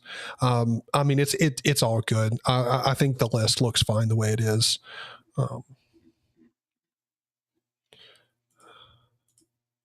So let's go ahead. We're going to download this one. Oh God, this is all going into my downloads folder, and I forgot I got a whole bunch of shit in my downloads folder. I'll zoom in here so you guys at least have a chance to see what's going on. Downloads, let's go over to Pexels here. Let's grab these two files here, and we're going to go into pictures not pictures, excuse me, Control H, and we're just going to throw these in our repos, Fuego Creative Media, public images, and paste. And the DS store files I can probably get rid of. Not probably, I can definitely get rid of. Oh shit, did I not copy them or cut them? I didn't, did I? Let's go back down into downloads. Yeah, we got these. Let's do D, cut those, go back up to repos, images, and paste them in there. Cool, now we got them. Bada bing, bada boom. All right. And I guess we'll go ahead and grab the last one. Probably could have waited to do all that moving till then, but like whatever. Tell your story. So let's do let's just search story. Let's see what comes up. Ooh, got some. I like this photo. We're going to use that. Free download. Let's download that. Go back over here. We'll go back over to downloads and take that and whoops, in downloads and do DD and go up to repos and in my images, paste that in there. So we got the 3 Pexels photos, and then we'll edit and rename these and get them out of here. So quit out of there. File, let's open, and we're going to open up the first one out of there. Repos, public images, and we'll open up the first one, convert, and then image. Let's scale the image down to 1500. Well, no, let's do 2000. I mean, that'll decrease the file size plenty, and it'll still be really high quality. Just in case anyone's got big ass screens like I do with this 4K monitor. Won't get blurry. And now let's see, open as layers. Let's open this one up as a layer. Convert, let's see. Cool. Take it, drag it up here. Put it there. Scale this bitch on down. Scale it on down. There. Perfect. Good enough. And let's add in the last layer. This picture here. Open this. Convert. And let's do something like this. Move it over. And we're just going to scale it down a touch. Let's see. Scale it down like right there. Perfect. I think that's good enough. We can move it over just a touch. Or this way. Yeah. Perfect. All right. So we'll get rid of these. We're going to go File and Export As, and we're going to export it in here as, what was it called? Our Passion. So we're going to call this Our Passion.jpg export. Export. Let's just show this layer export as. The next one up is our analytical approach, or you know what, analytical. Let's just do that. Analytical, export, and take the final one, export as, and this one is going to be your story. Export, close out there, discard changes.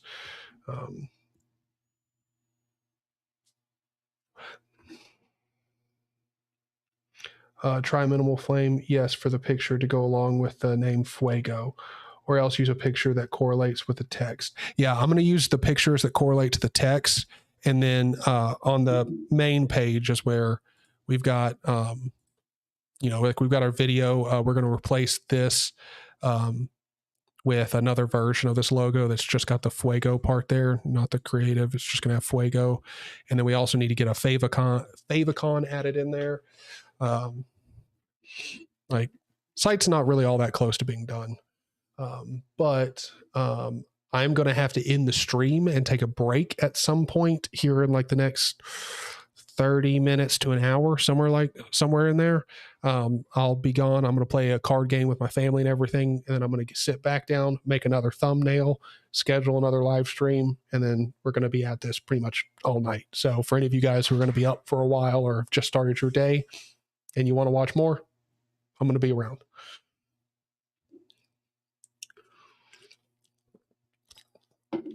I hope you do as well, Smoig. Well, not really night, but a great day. Hope you have a great day, and hopefully I'll get to see you again here soon. Looks really good for what you got. Thank you, man. Thank you very much. I mean, the whole our process section is about to get completely changed and axed, but yeah. So let's go to our process again, and let's get these background images put in here. What's the best way of approaching this? Like, could we just add the background image? Because I don't want to have to create like different variations of the card. Like the front side of the cards have different pictures. What's the best way of approaching this? Zach, do you have an idea of the best way to like individually set pictures for the background image for the front here? Like, can we just do it inside of the individual div tags themselves? Can we add that style on top of it? I wonder. Because hold on, if I go here, let's remove the front. If I do display, or not display, background image,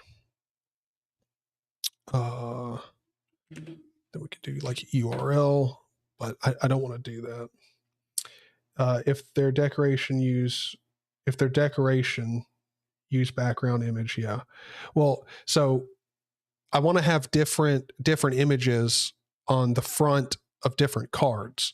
Could I do that inside of the actual div tag inside of the HTML itself? Like do style equals and like have that add on top of the actual like class, or will that overwrite it?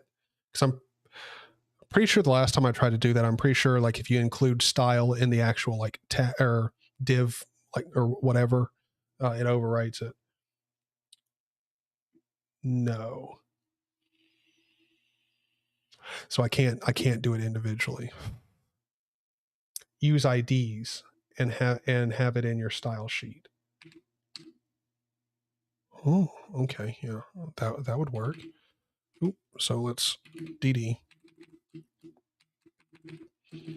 So let's do this. Let's create a section. We'll just do it above this media section here. Because we're going to work on that media section. I mean, we're going to be doing a lot with this website tonight. It's going to get a massive overhaul. It's going to get the code's going to get way cleaner and stuff. We're going to rework this whole bitch. We're going to do a lot tonight. All right. So let's think about this for a second. Let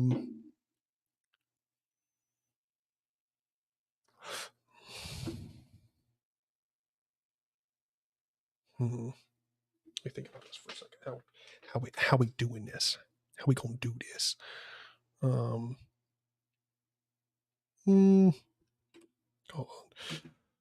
SH. Let's get a horizontal split and let's go into our process. No, not mod W. Or mod space. So let's go here into the tell me your story. And we're going to do ID. Oh, shit. Shit. You get rid of that. ID value. Thank you. And we're going to give it, this one will be story card. Cool. And then this front one will be ID equals analytic card.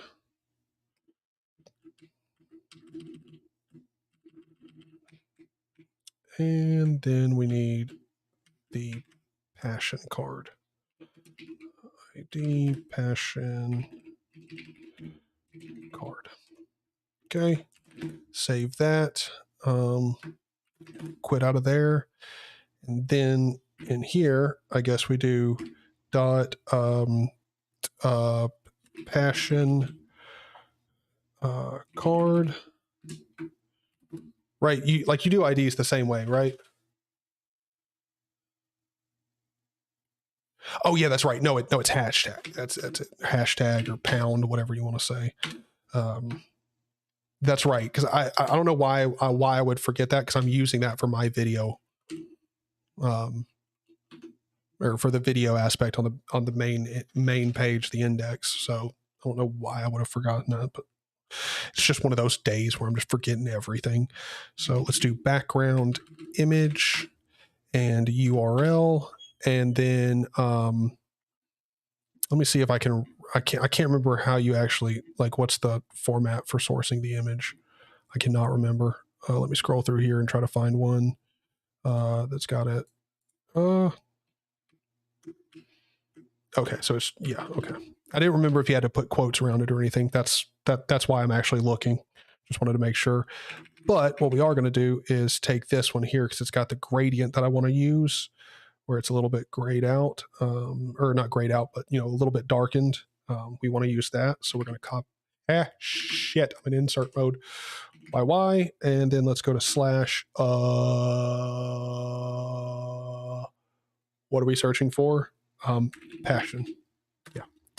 All right. And then what we're going to do is paste this line in here, delete that one, and then instead of this, it's going to be passion, or oh my god, what did I name it?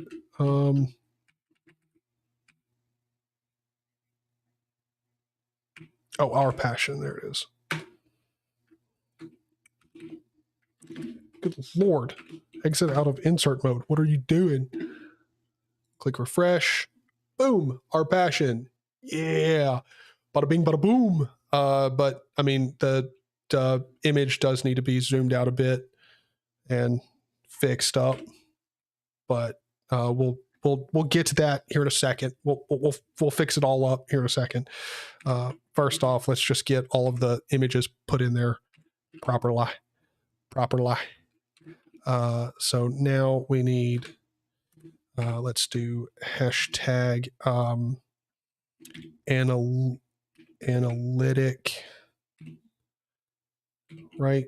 What was it? Analytical card, or yeah, I think it was analytical card. Pretty sure. Click YY and paste that down in there. Oh, give me that back. Let's go to the end of the line. And our passion, we need to change this out for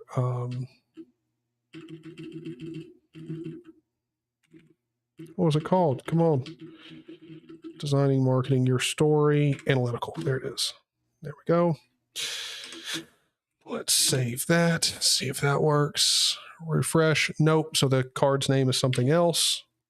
Perfect. Of course it is. Mod E, our process, passion card, analytic card. Okay. Let's just keep them both up. Click WQ and refresh. Our analytical approach, the image is in there. It's fucking terrible because it's super zoomed in, but don't worry, we'll fix that. And now for the last one, hashtag, what is it called? What was it called? Story card. That's what it is. So story card, and then here we're going to do the same thing and paste that down in here, delete that line, go to the end of this one, and then this one, the file is your story, right? Yeah, your story. Save that and refresh. Bada bing, bada boom. Yeah.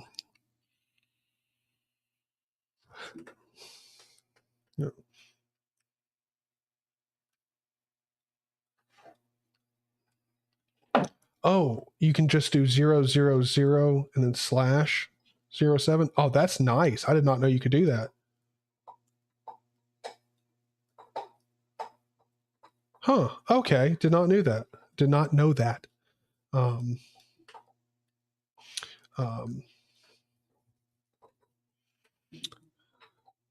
Yeah. So, all right. We got those images added in. Now we just got to get them like centered in and looking good. Hold on. Let me go back up here to the background image and let's copy this. Copy these two lines right here. Copy those. Go back down to / like passion card and let's do P, and P. Save that and bada bing, bada boom. Our passion, our analytical approach, and tell your story. Perfect. And then when it flips over, I think what we could do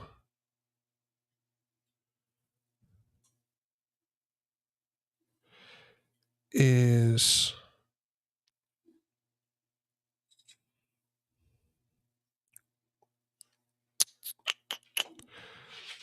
hold on. Maybe we have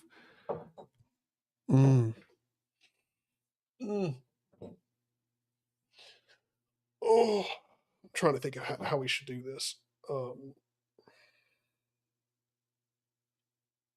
Because we could, theoretically, we could just have it set up where when it flips over, instead of just having a red here, we have the same picture, but with a red hue over it. We could definitely do that. Hold on, let's just try it with the red. All right, let's just try it with the red. Now I got to remember where. Hold on, let me go up here because I need to grab the red that I'm using. I can't remember what the actual like color code is I'm using. Where is it at? Where is it at?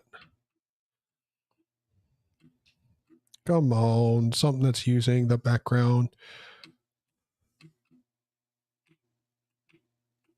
colors. Come on. What's got it? layer hover. There we go. Background color. Copy that, go to /card. Then we're going to go.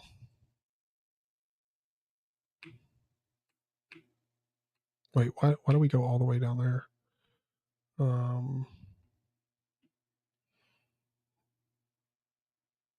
Let's just do front. There we go. /front. And then we'll do the back here. Instead of the background being that, paste that. Save that. Refresh. Flip it over. What do you guys think?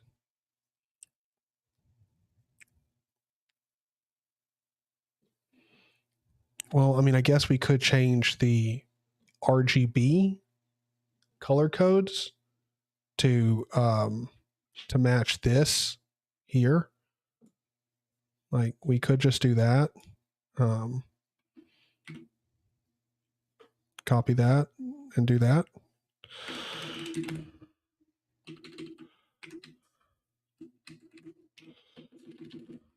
Control-Shift-V. Let's try this out, see how this looks. Control-Shift-V.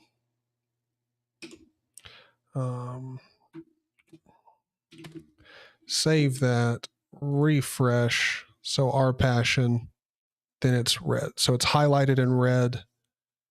I don't know. I don't like that look.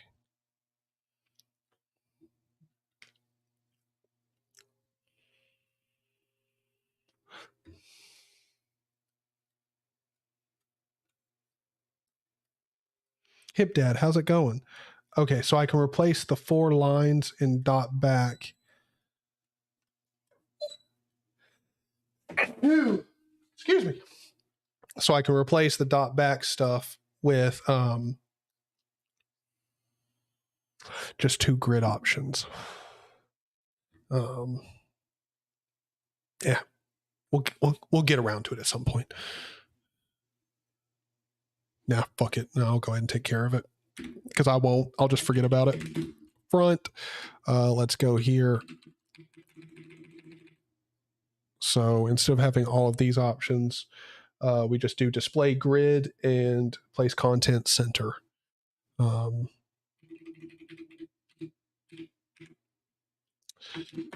Display grid, and we're going to do what is it? Yeah, I keep wanting to say align. Place content. Like even as I was looking at the words, my brain was going align. That's what you need. All right, save that. Let's see how this looks. Same thing. Perfect. Awesome. Cool beans. Let's copy those 2 lines. Go down here, paste these in, and delete the flex options. Save that. Click refresh. Bada bing, bada boom. Thank you, man. Clean up that code real nice. Thank you very much. So now let's go down here. I don't like the passion thing being that. So let's just change it back to 0, 0, 0. 0, 0, 0. And same thing over here. 0, 0, 0. Refresh. Perfect.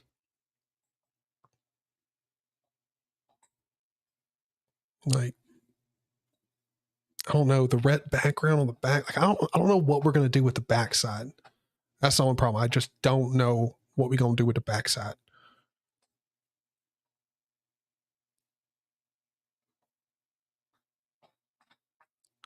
Oh wait, hold on.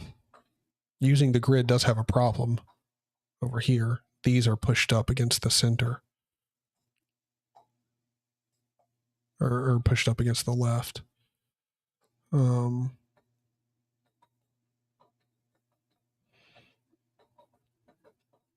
we do need to fix that. have it in the center. I think you gave me the code, Zach, to fix that earlier.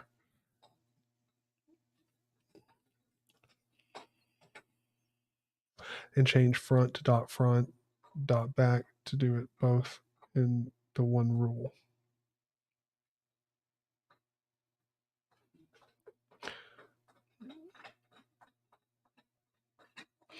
Well, I don't know about brown.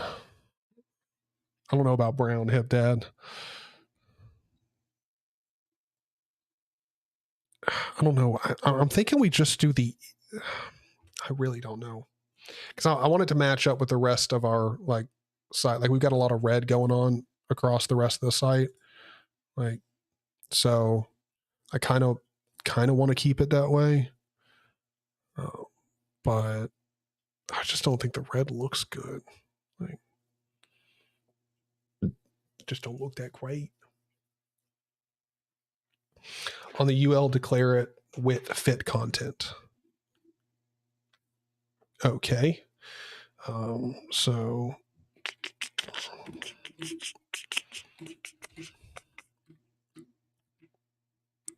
let's see. Oh yeah, true that. Hold on. Let's do Y2 there.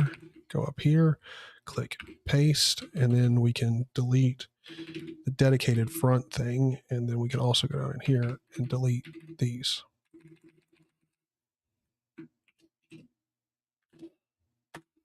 W, save that. Refresh. Cool, we get the same thing. Everything looks good. Now let's go down to back UL. We need to, let's copy these 3 lines. Let's go up here, paste this, take it down. Let's go to back UL. And you said width fit content. Width fit content. Said that would do it. No, that doesn't center it. Tone the red down at least. Yeah. No, we're definitely like the red's going to have to change. I'm not the greatest, or I'm not the biggest fan of it, but like the red that we're going to use is definitely going to match our logo there, no matter what. Like, I mean, I like the red. It's just, I don't think on the cards it looks all that great. Go back in our process. I don't know. I mean, it's not bad. It's just, I don't know. I'm not the biggest fan of it. I don't know. Like maybe we'll add some alpha to it to kind of just tone it down. Like, yeah, I think that's what we should do. We'll do that. Move the background position and size code to the card rule so that you're not repeating it 3 times. What do you mean?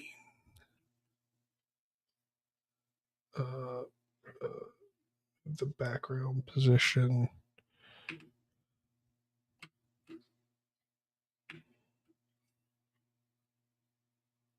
Wait, what? Oh, yeah. You're talking about the display grid and all that stuff. Yeah.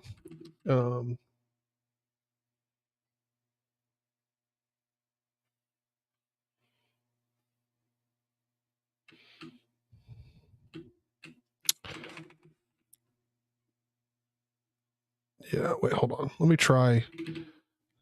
Oh, wait, hold on. Let's go up here. Do because I think the margin auto will fix it. Pretty damn sure. That should do it. Refresh. Oh wait, go over here. Perfect. Yay.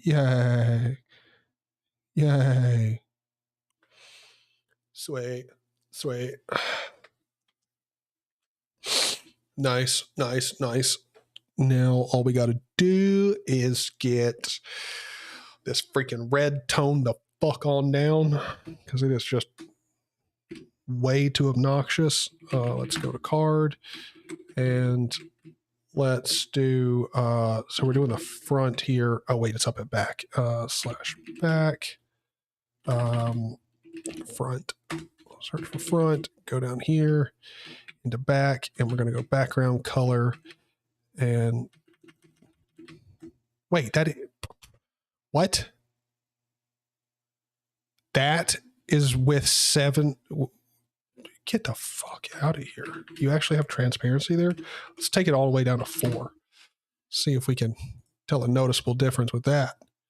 Oh yeah. Okay. So that's toned down a lot. I think it's a little too toned down. Let's try 5.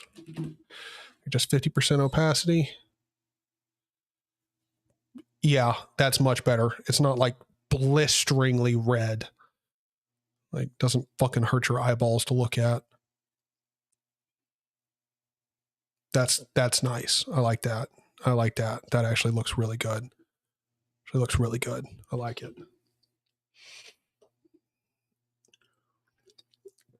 The ID rules only need to change the image of the background.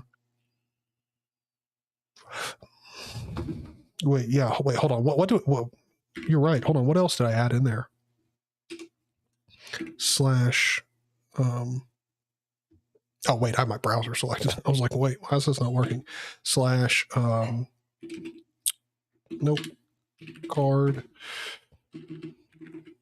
Yeah, no, we can just add this to back, or excuse me, front, for all of them. So let's go, let's just do D2. Let's get those, and then we'll remove the other ones here in a second. Let's go up to front, and we're going to go down here, and we are going to have to add the front back for these, dot front, and then go up here, paste these in, and delete that extra line, and then go back down to the card and go down in here, and we're going to delete these 2 lines and delete these 2 lines.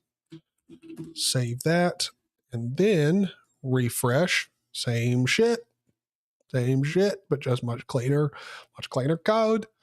Beautiful. I'm very happy. Very happy. Nice. I like it a lot. Very good. And so then what I'm thinking we're going to do is we're going to just extrapolate out this to services, because it'll look much better. Services having this same kind of style. But first off, let's get the code in there so that when you focus on it, it flips over. So yeah, we're going to work on that here in just a second. But Buddy needs to go outside, so I'm gonna let the dog out. Zach, if you can tell me what the best way to approach doing the focus stuff is in the CSS, that'd be great. Mintalk, I hope you're doing well. Oh, I didn't realize Brody had put out a video about Fedora, but I really I haven't checked Brody's channel or seen a recommend from him today. So also push before you leave. I will push when I take the break to go play the games. Which actually, you know what? I should just go ahead and do that. I should just go ahead and take a break. So what we're going to do is we're going to go ahead and add the focus code, so that when you press tab,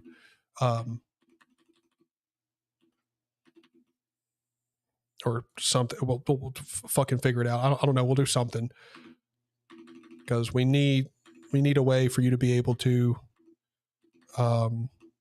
like tab down, or like be able to get this hover effect without having to be like use the hover thing. Whatever, we're gonna have to try that out, get it all fixed up. But should we go ahead and just do that now? Just add :focus to your hover selectors. Okay, so wait, hold on. So let's go to like front. So like, where is it? Process, column, hover to card. So just like after hover, just add colon focus as well. Is that how you would do it? I've never added more than one, like one of these descriptors, like for hover, whatever. I've never added more than one, so I don't know. And Zach, again, thank you so much for your help, man. Thank you so much. Clay, I hope you're doing good. I don't know if I said hi, but I did see your message. Hope you're doing good, Clay. Backspace. Have you considered using a CSS preprocessor like Sass before? Nope. Never considered it. And it's not because I think I'm better than one. I know nothing about a CSS preprocessor. That term before now was not in my lexicon. No idea. So I'll check it out. I'll check it out eventually. No guarantees like tonight or very soon, but I will definitely check it out. Item hover becomes item hover colon item focus. Gotcha. Okay. Yeah, I just wasn't sure if you could do them both in the same. Wait, hold on. So for this line here, just so I'm on the same page, it would be comma, and then you would just do dot, like process column, and then instead of hover, it would be focus, and then that into card. Right? That's how you would do it. So save that, go back in here, click refresh, and then how would we test it to see if it's got focus? Just tab down to it. It won't let me tab to it. Oh my God. Yeah, no, that doesn't work. Nope. I guess, wait, hold on. I think I got to add this part here. So I'll just go ahead and select it with my mouse. Why not? I'm sure somebody in chat will be like, what the fuck? Using the mouse? Ugh. It's all good. It's all good, boys. It's okay. You'll live. All right. So it probably needs to be done like that. I'm going to assume. Click refresh. Yep. All right. So that works just fine. No weird issues. But if I go and do like tab now, yeah, I still can't do like, does it need like a link there? Like how would I give it focus? I'm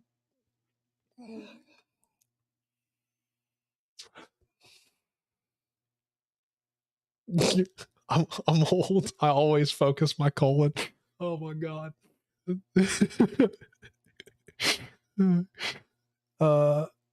Nope, that will not work. Yeah. Thank you. Oh,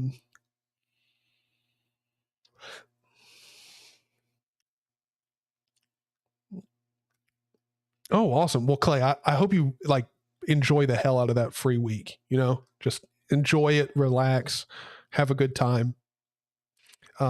Actually using the mouse in Vim is okay. See, I'm the same way. Like I'm fine with, like, it doesn't bother me at all, but I've genuinely had people like get very upset about, like very, very upset about it.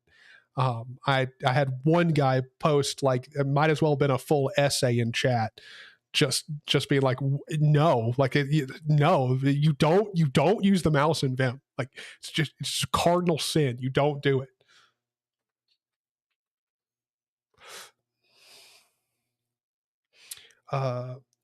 Dot process column ls colon, wait, hold on, colon is colon hover focus into dot card.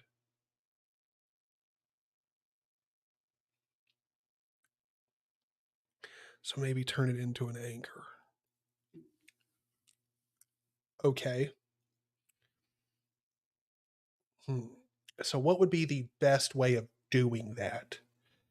Like, hold on. Let me rephrase that question, because I phrased it fucking horribly. I'm trying to think about this. Do we just wrap do we just wrap the cards in an A tag?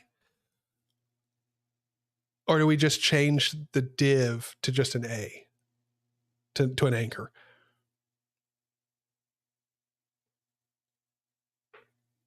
What do we do? Do we just change card to an anchor? Oh yeah, no, Zach, I know what an anchor is. I'm sorry. I'm just debating. Should we wrap the div in an anchor, or should we just change it to an anchor? Like is there a reason why I shouldn't just change it to an anchor? Make the div an anchor. Okay, cool. Okay. I just wanted to ask to see if there's a reason why you would just want to wrap, like, or if I should just wrap it, or if it's fine, or if it would be a problem to not. So let's take the card. Let's go card A and then /A. Excuse me. A card. Oh. A.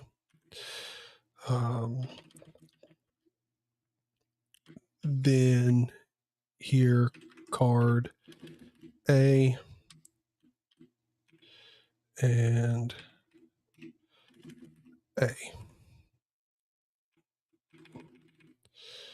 Perfect. All right. So let's save that. Then if I go over here and refresh,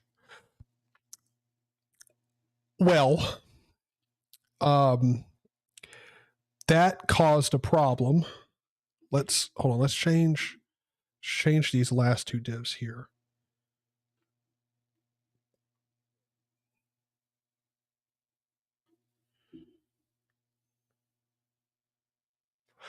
Oh wait, is that the problem? Because I didn't add href.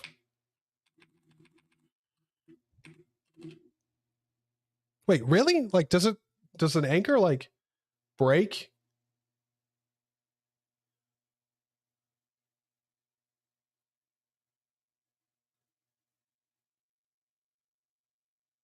Do all initial. Do you need a no? Like I don't need href, but at all. But so inside of our card, we should add all initial, right? All.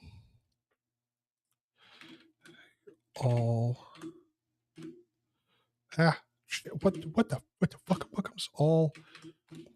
Get out of here. All initial. So I guess that'll wipe out the A, like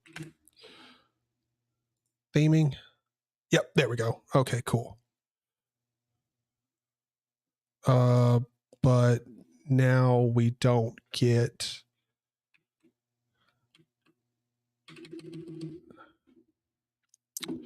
Now none of the flipping functionality works. Why is that?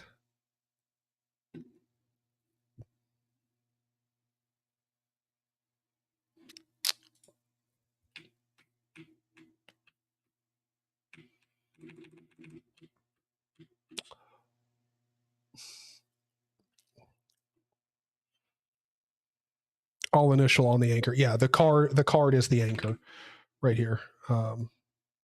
Card is the anchor. Why would we not be like what? I'm so confused. You are overriding your other styles. The bottom overrides the top. Wait, the bottom overrides the top stuff in a CSS rule. Oh, really? I did not know that. Okay. Got you. Okay. Interesting. Oh, fuck.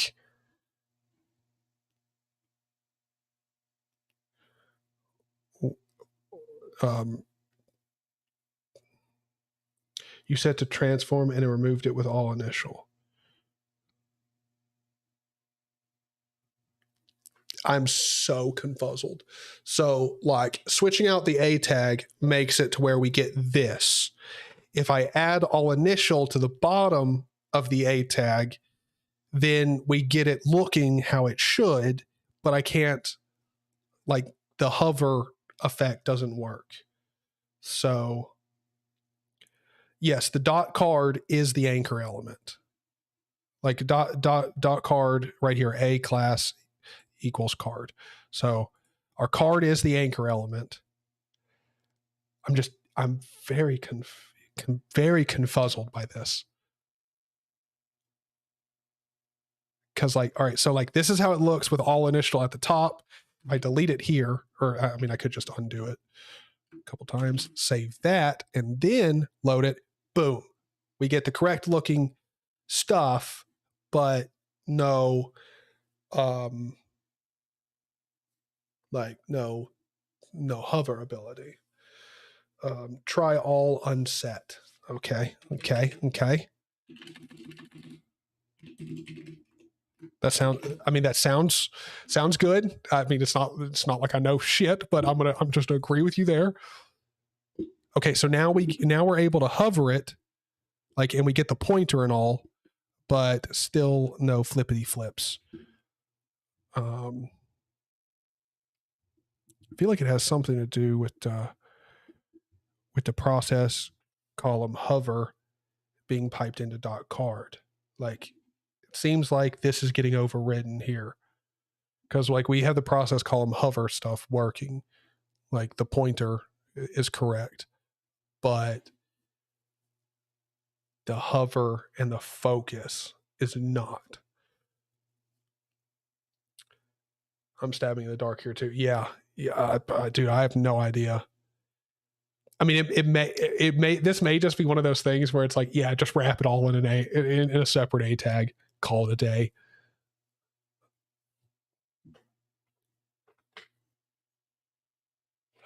But I would like to not have to do that. I would like to just keep it clean.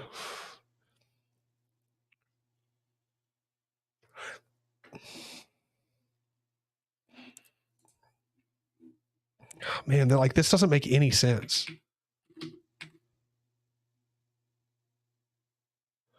So we've tried unset initial. I don't think we tried revert. Let's try revert. Let's just try it. You know what? Fuck it. Same thing. So just keep it as unset for right now. Yeah, wrap it for now. Yeah, let's just do that. Save. Oh shit, I did not mean to do that. Hold on, let's go back into our style CSS. Let's go back up to front and make sure. Okay, cool. I just wanted to make sure I did save that. Our process. Go back in here. Let's change this A tag back to a div.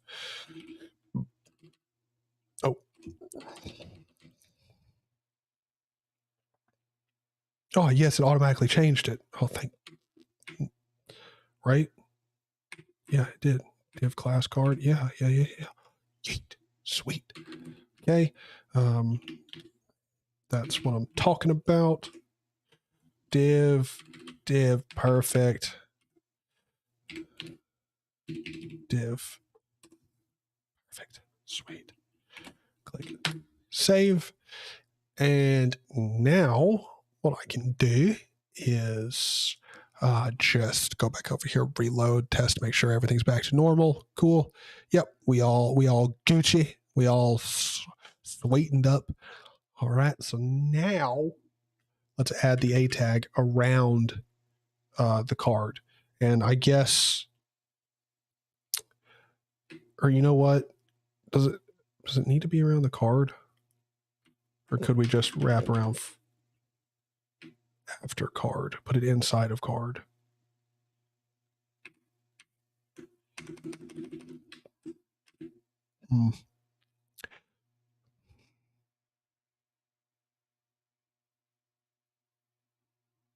I think the A tag should go around the process column.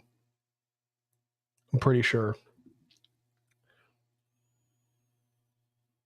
put the code into Chat GPT. I've done that. I've done that before on the scheduling software that I'm making for the company. Like I've done that many times, and 9 times out of 10, it gives you the fix for it. It's fucking awesome.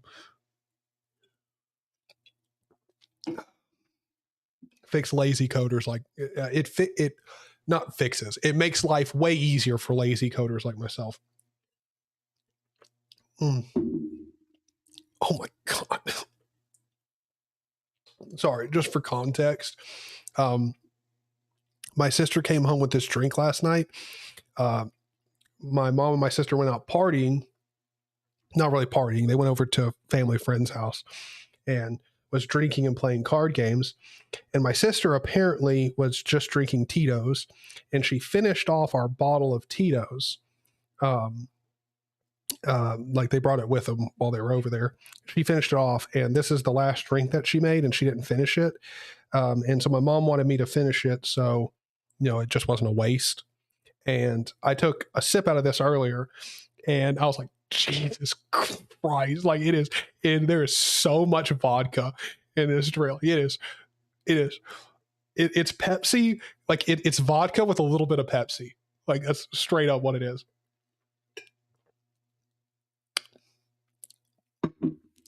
Ooh. All right, let's get to work, boys. All right, so let's just wrap the card in it.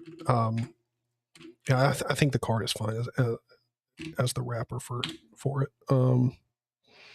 Let's just do :A, colon. What the fuck am I talking about? Just don't listen to me. Oh my God, get the fuck out of here. So, and then go down here to this div right down here and go /A.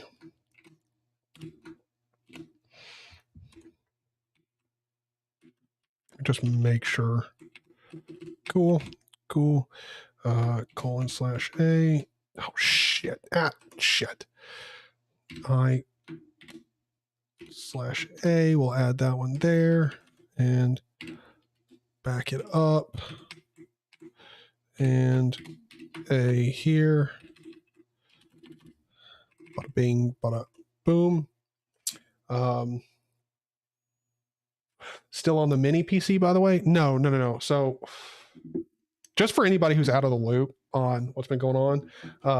So just in case you're really out of the loop and been out of the loop for a while, which I don't blame you for. I've been posting hella infrequently, so I can't blame you.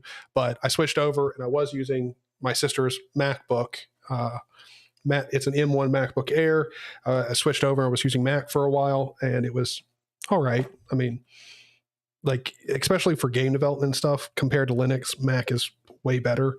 Like it just because game engine compatibility is just way better, and the M1 chip is actually good enough to do game development.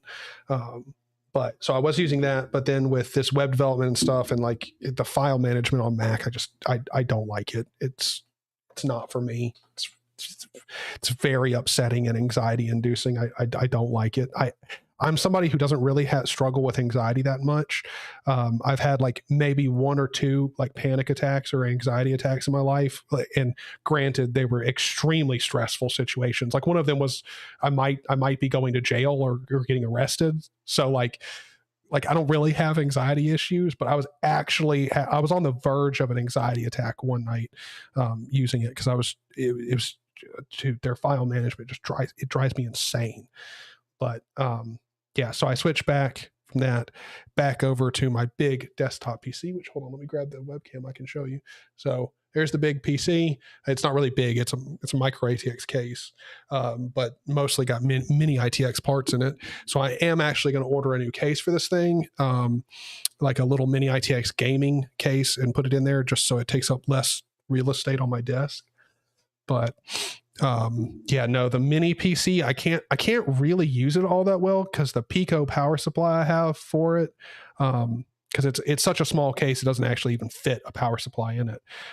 For one, I can't use my graphics card in that case, obviously, and 2, the Pico power supply that I have, I don't trust it all that well. Like, it works just fine, but it's such a cheap power supply and such a small wattage that I'm scared that it's going to end up breaking components when it fails.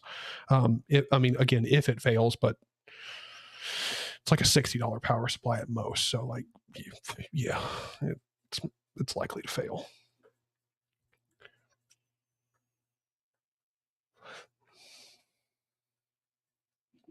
Yeah. Yes. Vodka does make you a better web developer. That's sure. Like, the funny part is if you guys stay up and like assuming it's nighttime where you are, if you end up staying up to when I stream next, most likely when I come back from playing card games with my family, I'm going to be sauced in trying to do this. So it should only get more interesting as the night progresses.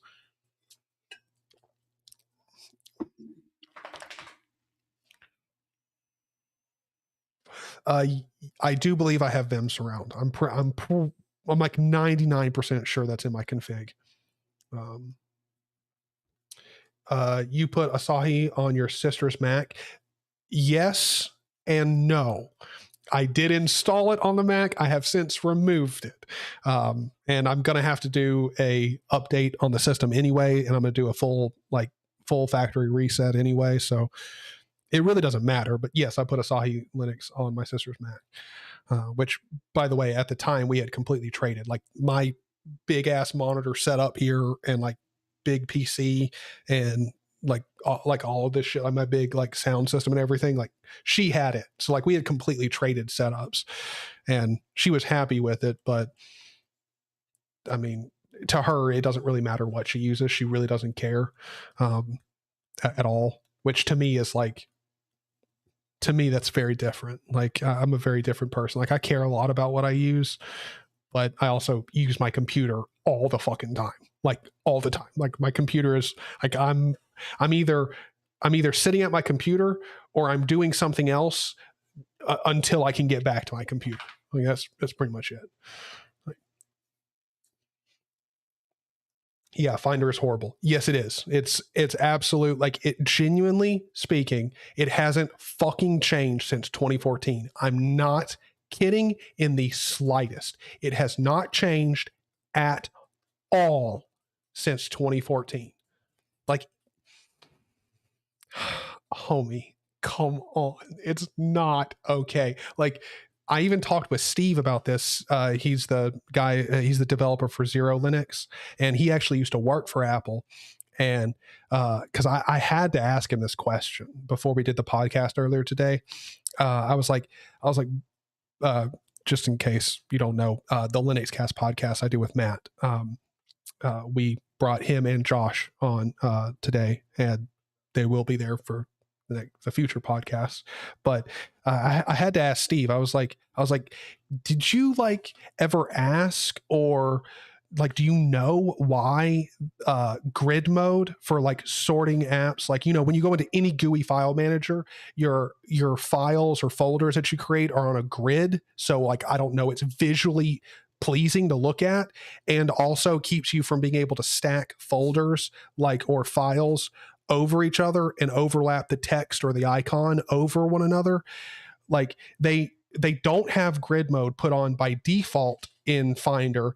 And for you to get grid mode enabled, as far as I know, there is a workaround so that you can get it to be on all folders and directories by default, but it's not like you have to write, I'm pretty sure you have to write an automator script to be able to do it. Like, by default, the only way that you can get grid mode and have your folders and icons like sorted or put how every file system or file browser in existence does it, you have to do it on a per folder basis to enable grid mode.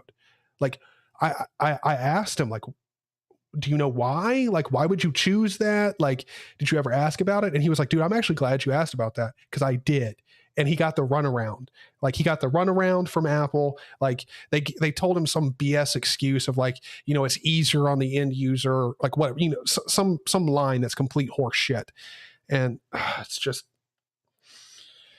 me and him both were like, I don't understand why you would do it. Like, it makes no sense. Absolutely no sense.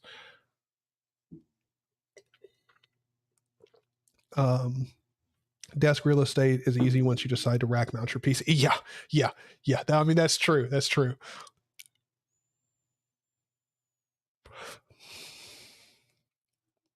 Before you go, you should convert your repo to a Vite app so you don't have to constantly refresh your browser. I mean, we can try doing that at some point, but I gotta be honest, I don't care. Like, refreshing the website's really not all that big of a deal. Like, hopefully it doesn't upset anyone in here, Uzak or anyone else, that I just manually refresh the page each time I make a change. But to me, it's not a big deal. I don't really care. I'll only do that if it actually really bothers somebody. And Josh, your comment won't count because I know you're just going to be bullshitting. You're just going to tell me to do it just because it's more difficult or just an extra thing to do. Like, trust me, Josh, I know. I know how your brain was working right when I said all that. I know. I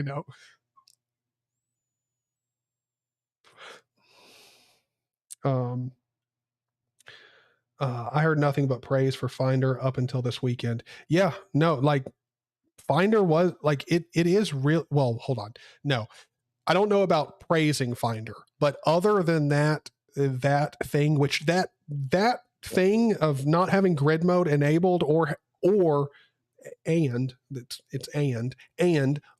to enable it on a per folder basis, like, that's a big fucking deal. Like, that's really the only problem I have with Finder, but it is a big fucking deal. Like, at first, I really didn't care that much about it, and I was only slightly upset about having to use my documents and desktop as like my main storage places, just because that's where iCloud like wants you to store everything. Like, iCloud like bitches and moans if you use other folders that aren't those two for automatic, storing and keeping it remotely off of your system and still being able to access it. iCloud doesn't like using other folders, and it's just.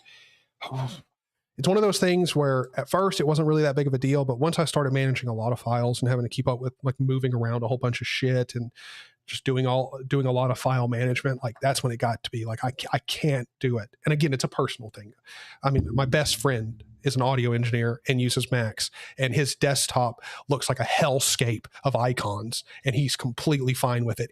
And he suffers from an anxiety condition. So it's definitely a personal preference thing. It's not like it's horrible and everyone should think it's horrible. Just saying. I use Finder in the list view. Yeah. And I pretty much had to only do that to like not lose my freaking mind. Yeah. But still, it's the iCloud thing too it's not really as big of a problem, but it's also very annoying. Probably the reason, actually, let's talk about this for a second. Actually, if we're being honest, I think the reason why Mac or Apple hasn't addressed that problem of grid mode is just because no one uses the icon mode. Like, almost everyone I know that uses a Mac uses list view. Like, that's pretty much what everyone uses. But even those settings, like, most of the time you have to do it on a per folder basis too, which is just why? like why? But yeah, I'll stop bitching about Mac.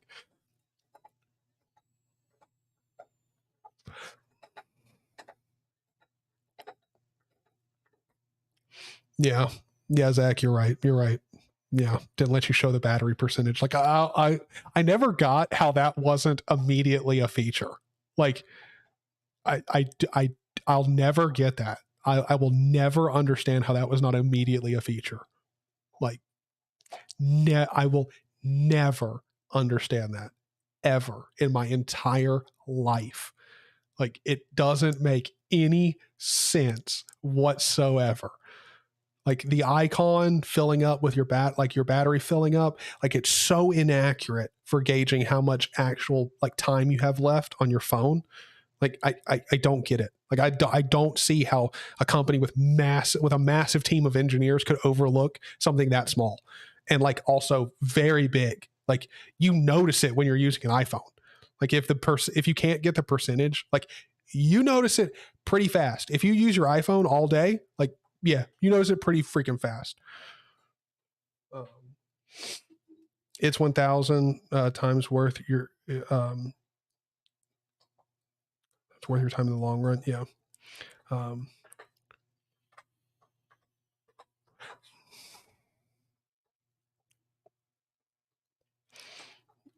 Yeah, I also another thing that like I'm probably going to get berated for, and we can have a whole nother conversation about this later. Hold on, let me just switch over to the main webcam. We'll just talk here for a few minutes, and then I'll just get back to working on the website and stuff later on with you guys. But yeah, so like when it comes to like NPM, haven't used it, and don't know a damn thing about using it. Literally, I looked into NPM, right? It just doesn't sound right. NPM. Yeah, NPM. It just doesn't sound right. Anyway, I looked into using it and stuff, and I can't remember why, but like I just stopped. Like I just stopped. I was like, yeah, screw it. Like I really don't need it for the Django app that I'm making. Like I really don't need it. I'm already using a Python like virtual environment for stuff. I'm already using virtual env for that whole like dev environment anyway. Like I don't know. Like I just haven't needed NPM yet.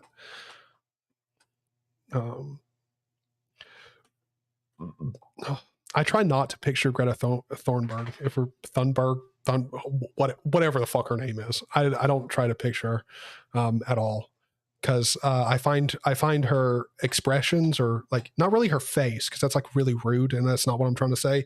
Like I find like if you freeze frame her in a lot of like videos and stuff, like she's got a very hyper aggressive and just like off-putting like demeanor, I guess is the way that you would say it. Like I don't know, like Greta Thunberg is just one of those people, like when I see pictures of her, I just keep scrolling. Like she always looks pissed off. She always looks like she's got a fucking problem. Like, and also at the same time, I don't give a fuck about anything that she cares about, like at all. Like at all. Don't care. Like a good example would be like global warming or like the environment. Like why the fuck would I care about that? I can't change a damn thing. And also I'm not starting recycling. That's bullshit. I've investigated how the recycling system works. Yeah, I'll pass. It's a waste of my fucking time because nothing actually gets recycled. I'll look it up. It's actually very disgusting how the recycling system works. Unless you're in Japan or something, like then it's really good. But out here, no.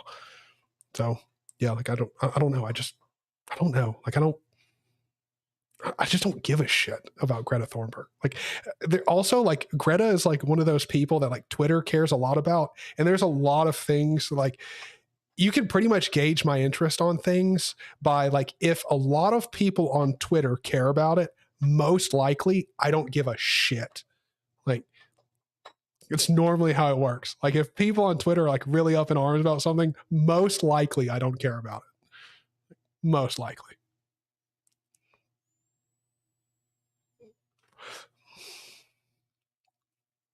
She's great. Yeah, no, she is great for memes. Like she is hilarious for memes. But past that, yeah. Ranger is better than most file managers. Mintalk, I could not agree with you more. Hip Dad, I like her. Yeah, dude, like I just don't give a shit about her. Like I just don't care. Like either way. Like I don't care about what she's interested in, and I don't like I don't really care to like look at her or like, cause I mean, if we're being honest, there's tons of pictures of her all over the freaking internet. And I don't know, like she just, I don't know, she doesn't look interesting to me. And then when I've seen her talk, not interested, just could care less. Like, eh. But I don't care about Twitter. Yeah. Well, I mean, that's a good way to live your life, man. That's a healthy way to live. Let's see. Okay, cool. I just wanted to make sure none of my family were like, it's time to play card games. Get the fuck out here. I'll like when it comes to Ranger, man, like Ranger is fantastic. I've actually gotten back into using Ranger. Like I was using PC Man FM the last time I was on Linux, but now I've just gone back to Ranger. Like it's so nice. It's so freaking nice. Also, hold on. Here's one thing that I can show off. I mean, it's not really like this is going to be anything that's like new to anybody here, like at all. Okay, so don't think I'm about to show you something that I think is like revolutionary that you haven't seen before at all. But if you want image previews in Ranger and like you don't want, sorry, those are some of the I had to take some pictures for a mortgage class. My buddy did. So like if I go in here, go down here, the image previews that I'm using are all like it's like instead of like Uberzug or like W3M or anything, you can actually like if you're using Kitty as your terminal emulator, then Ranger is fantastic for image previews because you don't really have to use like Uberzug or anything else. Like you just set up your Ranger config to use Kitty to display the images, and it works just fine. Like works great. Let me see if I can go into my Ranger config. Let me zoom in here for y'all. .config rangerrc.conf. Like this is literally all I have in my Ranger config. It's three freaking lines. Set preview image as true and the method to Kitty, and then I got the dev icons. That's it. Like that's it. That's all I need. Works great. Like love it. I really don't get anybody complaining about Ranger, especially the speed. I see so many people complaining about the speed of Ranger, and like I had to copy over all of my data from like my MacBook over here, and I did it all using Ranger, and it was fine. Like I don't get the people who complain about it. It's fucking fine.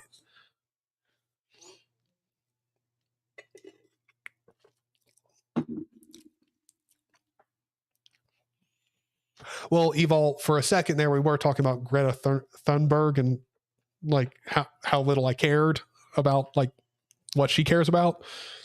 But yeah, that was it. We were just talking about how I don't really care about her. Because I'm not interested in the things that she's interested in. Also, like she doesn't seem like the nicest person to like talk to or hang out with. Like, especially if you want to bring it like, to me, I think we'd have a hilarious conversation because she'd be like, you know, like people need to recycle more, the environment's dying. And I'd be like, yeah, so, and like, there's a problem. Could you mention it? Like, I don't know. Like, I just piss her off. Like, I don't care about that shit. Like, I just don't because I can't change it.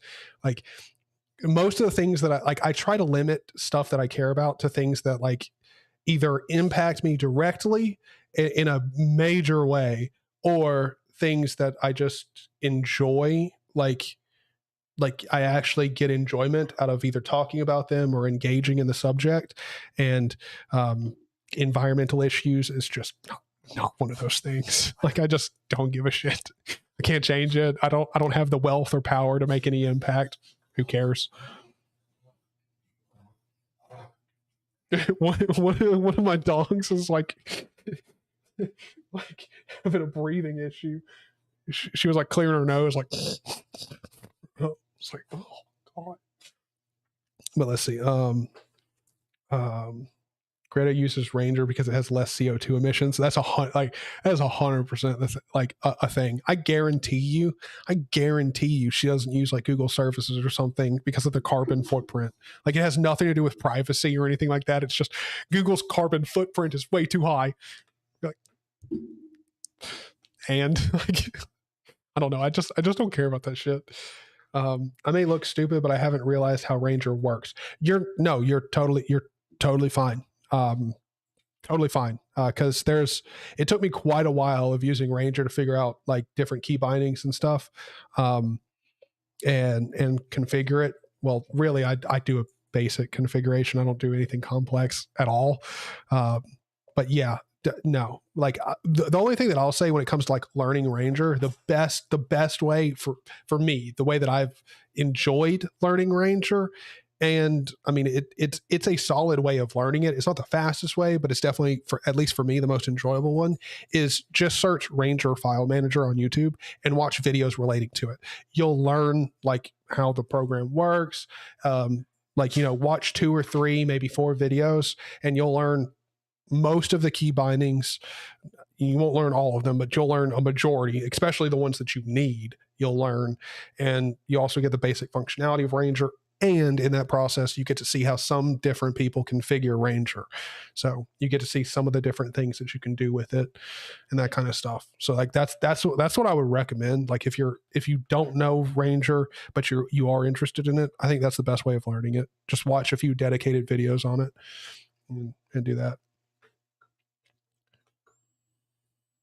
Alacrity, am I a joke to you? Yes. Alacrity is unmaintained if you don't know this. Alacrity, as far as I know, last time I heard it was a dead project. So hold on, let me see. Alacrity, cross-platform. No, people are still working on it. No, wait, hold on. Am I thinking of a different? Because I used to use Alacrity a lot. Was Alacrity like going to be unmaintained for a while? Or am I thinking of a different terminal? I may be thinking of a different terminal. I'm not sure. How much she adores her and has posted. Wait, are you talking about me? Or are you talking about someone else? Because I don't have posters of any person in the room. I've got a Call of Duty Black Ops 2 poster because I was super lame when I was a teenager, and like, yeah. Plus, also, I got a Black Ops 2 poster, and I really wanted a Black Ops 1 poster because Black Ops 1 was better than Black Ops 2. But let's not talk about that. Then I've got an I Want You to Be My Thunder Buddy Ted poster because I got to be honest, also throughout my high school years and still today, I like smoking some pot. And like, look, if you get really high and watch Ted, it is probably the best fucking movie you'll ever see. Stoned, it's aight at best. Like it's good. It's not a bad movie, but dude, that movie Stoned is fucking hilarious. Then I've got a Minecraft poster with a creeper being chased by a cat. Don't ask me why. I don't even know why. I think it was a gift or something. I really don't know. It's not like I'm that into Minecraft, but it's there. Then I have the legendary shit calendar. So over there there you go. You can see the Call of Duty 2 poster, the TED poster. Then we got the Minecraft. And then up there is the dog calendar that every month is a dog taking a shit. I love that. And then we've got pictures of my first dog and me up there. Her name was Nat, short for Natalie, but had her for a long time. Then I got another shit over there. Like, I really don't have posters. And you've seen all this stuff though. But yeah, like I really don't have that much shit on my walls, if I'm being honest. Oh God. Let's fix that. Autofocus. Come on, baby. You can do it. I believe in you. There you go.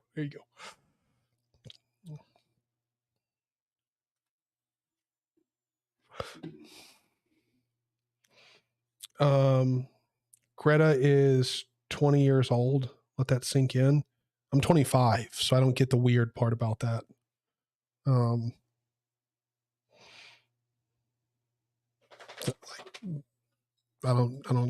don't get any weird part there. The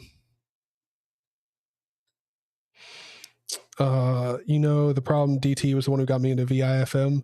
Dude, VIFM is good, but I don't know. Like, I never really enjoyed it. Like, I tried it out for like a day or two and I was like, eh. Like, Ranger and FFF have always been like my favorite file managers. Like, if you want a basic as shit file manager, that like terminal based file manager that is fast as shit, get FFF. It literally stands for fucking fast file manager. That's what it stands for. And damn it, is it fast as shit. Like I'm pretty sure it's like 99, if not 100% in Bash. Like it is just fast as hell. I love that file manager. FFF and Ranger are my two like go-tos. I do prefer Ranger because you in FFF, as far as I know, you can't get image previews, that kind of stuff. So I do like Ranger for that, but it's just kind of up to like personal preference. You're thinking of Termite. Thank you, Joshua. That is it. Or Josh. Who the fuck cares? Anyway, yeah, you're right. It is Termite. Termite's the dead one. Alacrity is fire. I used to use it a lot, but I tried out Kitty, and the Kitty config file is just, I like it. Like it's not that it's necessarily easier, but it just feels cleaner. Like it feels simpler than Alacrity's config. Again, it's not that it actually is or whatever. It's just, it feels cleaner. Like if you compare my old Alacrity config to my Kitty config, it's just like one feels much more optimized and the other one doesn't. But yeah, Alacrity is fire. Like I used Alacrity for a long time, never had any problems, loved it. I just think Kitty is a touch better than Alacrity. Just my opinion. Thank you guys for letting me know it was Termite too. Thank you. Because I would have sounded like a fucking retard the next time I was talking about Alacrity and like, yeah, it's dead. It's a dead project. And a whole bunch of people be like, what? It is so not.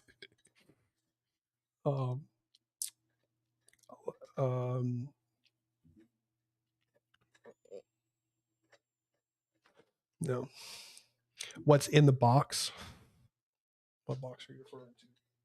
Oh, you're talking about the big brown box against the wall that you saw like when I had the webcam turn around. That one is a solar panel. That's like a $100, $120 solar panel. Eventually that's going to go up on the roof, like right outside my window, and going to run power in here. And then in my closet, I'm going to have I've got a 200 amp hour. I think it's a 200 amp hour. I'm pretty sure. It may be a 100 amp hour, but I'm pretty sure it's 2. Like I know it's a massive fucking battery, but it's a big gel battery. I'm going to put that in my closet, and have the solar charger all set up. And that way I'll have a like off grid kind of backup for our computers, internet, all that stuff. And yeah, so that's the plan for that thing. But I've had it for like a fucking year now and still haven't done anything with it. So who knows when I'll get around to that project.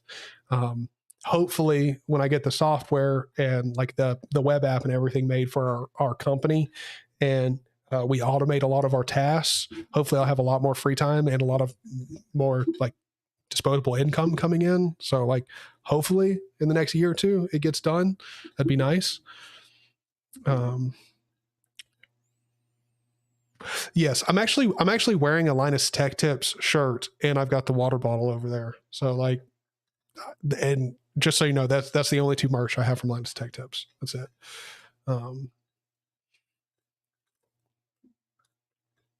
Let's see. Oh, it's all good. Hip Dad. Greta looks like 13. Again, I don't really pay attention to her. I really just don't care about her like at all. Like, plus also like in every picture that I see of her, she looks pissed off. Like just, she's got a terrible demeanor. Like I don't really look at Greta as like, I've never once even considered like, is she or is she not attractive? Like never once. Every time I see her picture, I'm just like, moving on, continuing. Like I just don't give a shit. So it's the same thing with Kanye. Like I think like, or Ye, whatever the fuck he's going by now. Like I know a lot of people care about like what he says and everything. Like I think what he's saying is fucking hilarious just to hear it come out of some like an actual living, breathing person's mouth. But I just don't give a shit. Like I don't know, like what famous people do in their free time. Like I really could care less. Like don't care. Also, most of the movements that like big, like very popular like people push, also don't give a shit. Like I don't know. Like I just I don't really care about politics or like that kind of stuff. Like activism in general. I don't support. I think that's the dumbest thing ever.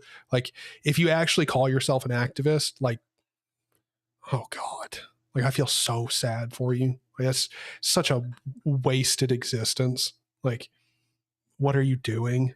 Like, I mean, the word activist has also become just useless now. Like, if you're an activist, that means you post things on Twitter about a particular problem plaguing some group of people. Like, you don't, activist used to mean that you instigate change. Now it just means you scream on Twitter. So, like, I just don't give a shit about that type of stuff.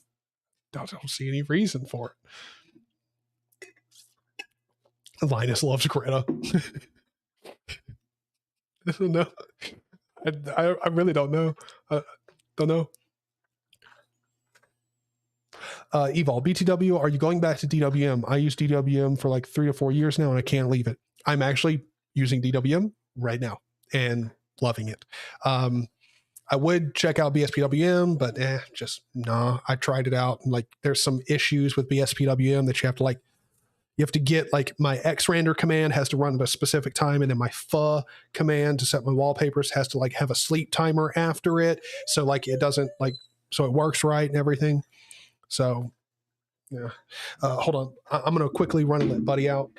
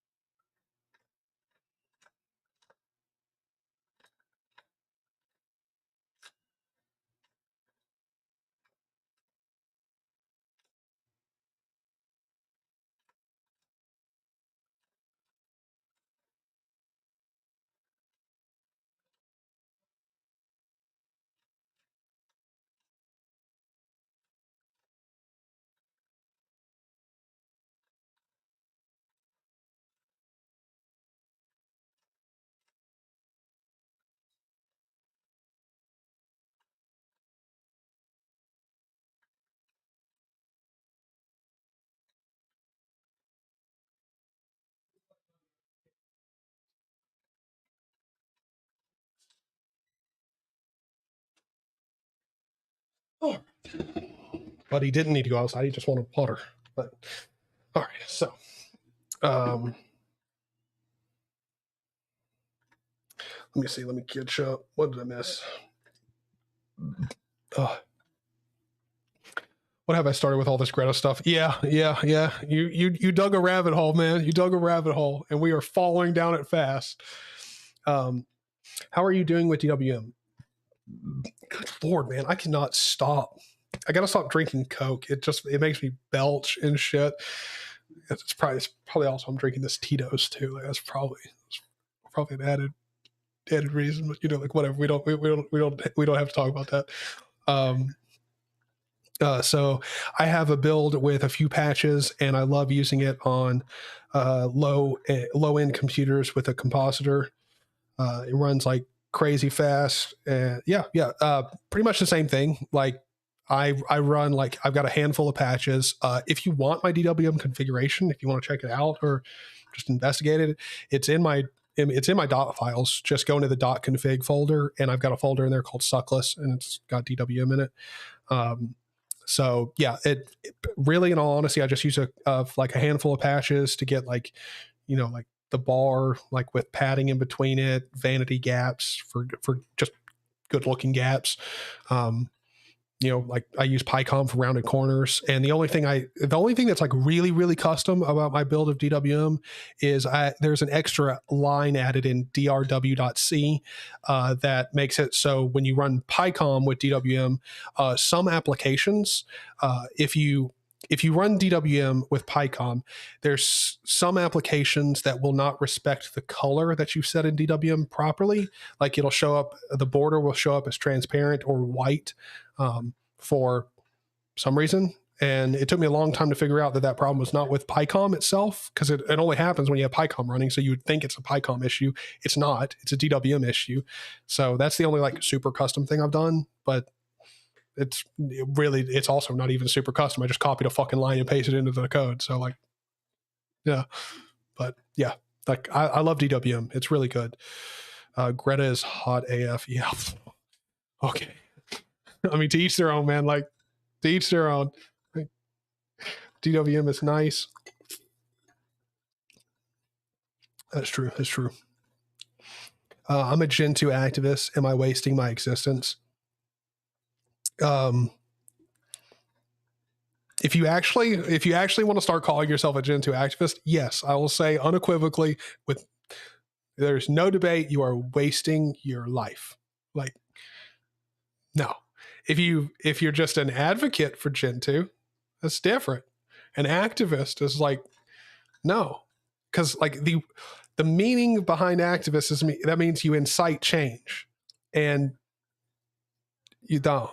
Like, well, not you specifically, I'm saying activists in general don't. Like, real change is not enacted by someone who's very loud and obnoxious on Twitter. Like, I'm sorry, like that's not the way the world works. And like, maybe you're a high school kid and you're idealistic and that's the way that you view the world. Like, cool, like that's awesome, but no, it's not the way change works, like, at all.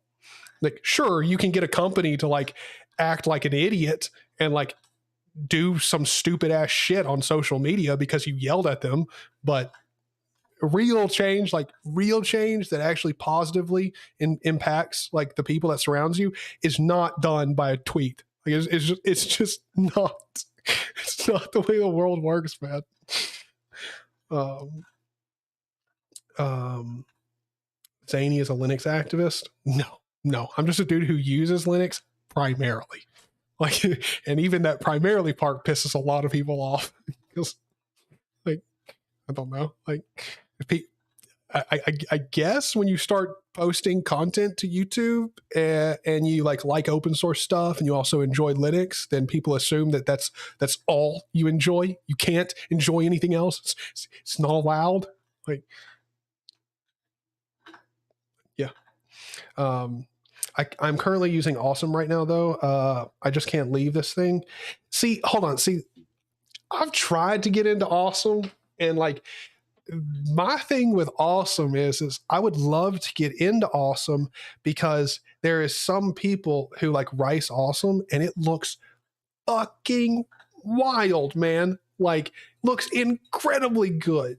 Like, they've got OO or EWW widgets. Like, they've got like a dashboard made for their home for their shit, if I could speak, for their desktop.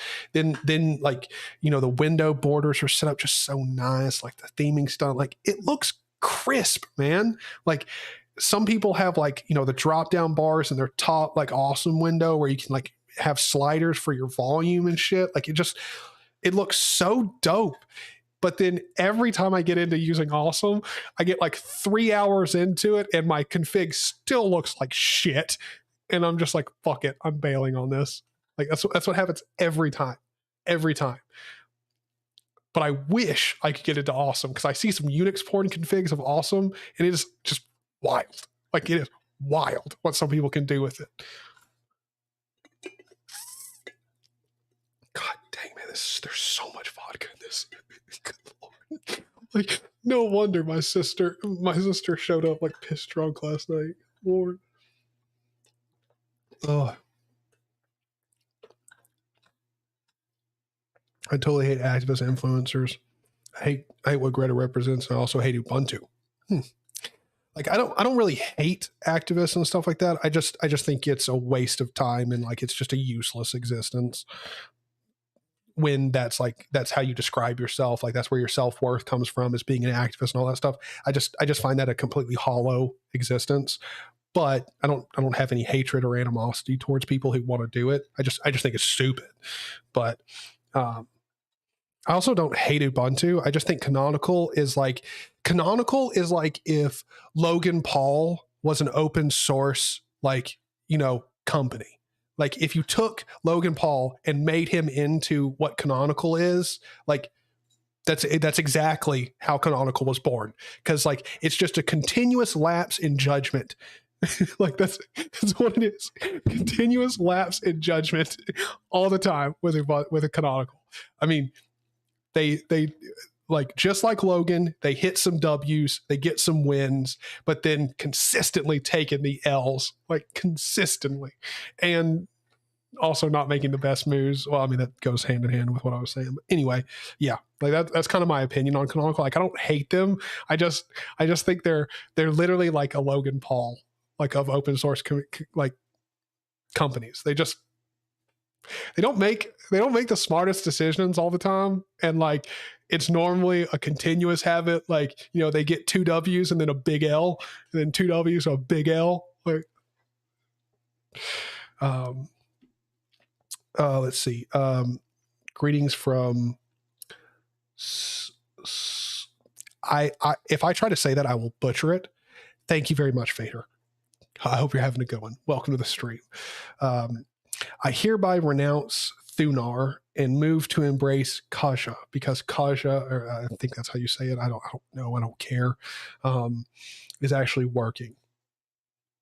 Yeah, I just use Ranger, homie. Like, come on, we were talking about Ranger. Just use Ranger. Come on. It's good. It's good. You'll like it. That's weird. I haven't had that issue using DWM on the latest version. I don't think I'm running the latest version, if I'm being honest. I think I'm running 6.2, not 6.3. So it may be a problem that's already been addressed in the new version of DWM. Not sure. But yeah.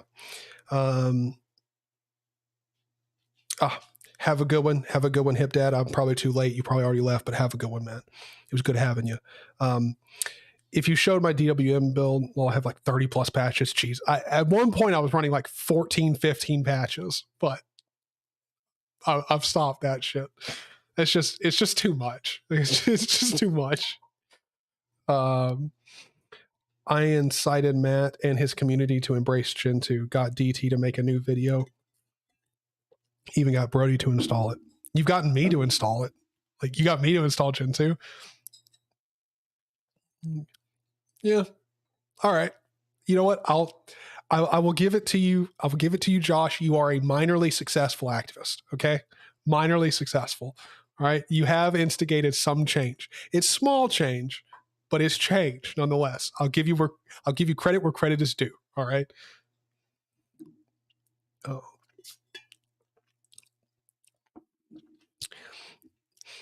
You actually don't need Awesome can do all of that by itself. See, that's just wild, though. Like, it's just wild. It's so good, though. It's so good. But I don't know. Like, the reasons I want Awesome are the reasons why you would need to use Awesome for like a year.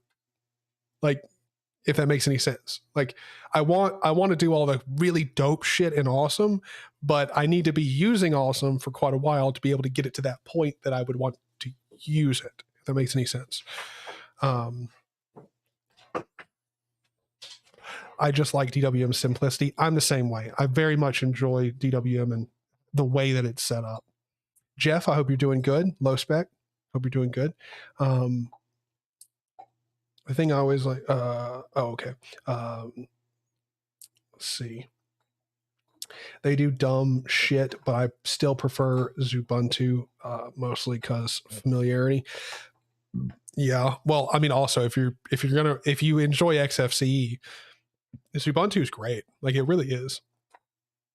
Like, Ubuntu is not a bad base for stuff. It's just they're not the best with, how do I say this properly?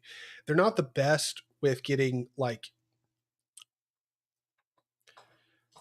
Ubuntu is a great option for most people. Ubuntu does not work as a good base when you like really, really know what you want to do, and you also don't like snaps. Like, to me, that's the way I view Ubuntu nowadays. It's like, if you don't like snaps and like you know what you're doing, then Ubuntu probably is not for you. Like, it just isn't. But if you know what you're doing and you also want snaps, then Ubuntu is probably, like, I mean, there's plenty of options for that person. Like, let's be honest. But Ubuntu is not a bad choice just because, I mean, it's going to work. It's Ubuntu. A lot of stuff is tested against it. And also at the same time, like, you're going to get Snap out of the box. Like, there's a lot of reasons why, like, I think Ubuntu is a fine choice for pretty much anybody. But for me, it's just, I don't know, Canonical makes decisions constantly that I just don't agree with. And so, like, if I'm constantly disagreeing with a developer, I don't want to use their product, if that makes any sense.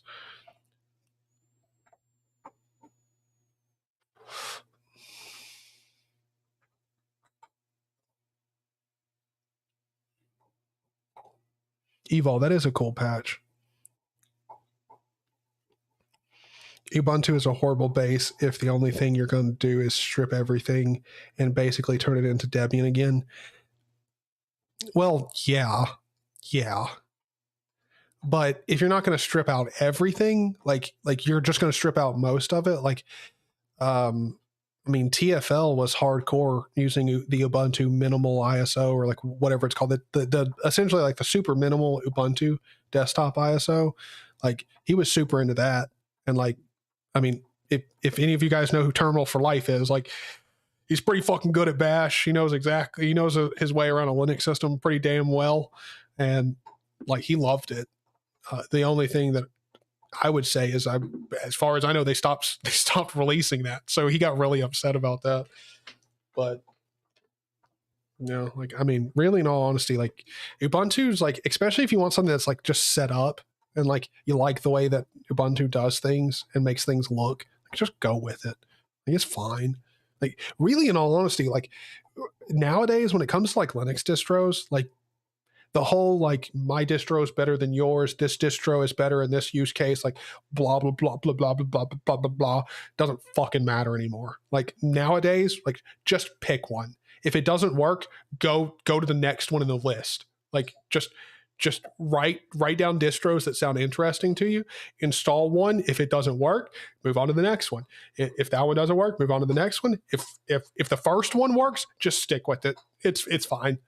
Like, it's really fine. And then only change if you want to. Like, you just feel an urge to change and try something new. Like, it's really it. It's perfectly fine. Like, I don't know. Like, pretty much nowadays, like, I don't get surprised by people telling me like they use a weird, obscure distro nowadays. Because it just, even the obscure ones that like almost nobody uses, they work fine. Like, again, assuming you don't have hardware issues with it, like, works fine. Like, and if it doesn't work fine, you can easily change it. Like, I don't know, like, the whole bickering about like which distro you run, like, it really doesn't matter, man. Like, I mean, I know we've all said that for a long time and then not lived by it, but like, it really doesn't matter, man. Like, just use whatever. Switch up if you're just interested in trying out something new. Like, pretty much it. Fedora for the win, of course. Fedora is really good. I mean, I got to be honest, especially if you've got to put a distro on a family member's PC, make it Fedora, man. It'll be great. It'll be fantastic. Like, I haven't had any issues with, how do I say this? Probably, I haven't had any issues getting proper. Sorry, I was reading my code, so I got distracted. Like, I really haven't had any issues installing Fedora and having family members run it who like aren't familiar with Linux. Like, like, not saying I'm forcing them to use Linux, because I'm not, but just they don't know anything about it, don't care to know anything about it. Like, Fedora works great for those people. Works really good. The Software Center has everything they need. It's relatively fast. I mean, again, updating is a little bit slower, but especially if you're installing on a family member's PC that's coming from Windows, doesn't matter. It's the same thing. Like, worst comes to worst, it's the exact same speed as the Windows update.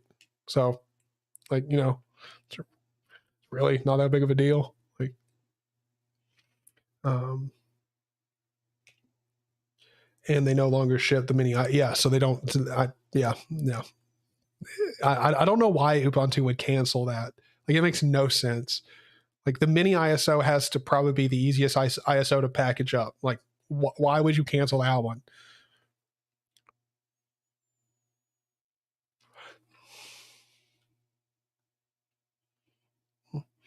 Do you have a Mastodon account or Matrix? Because YouTube is going to ban you if you post that link here. If you guys want to share links, you can do it through Discord and stuff. YouTube won't ban you for posting a link. It just won't let you post the link. If you try to post a link in chat, it'll just disappear.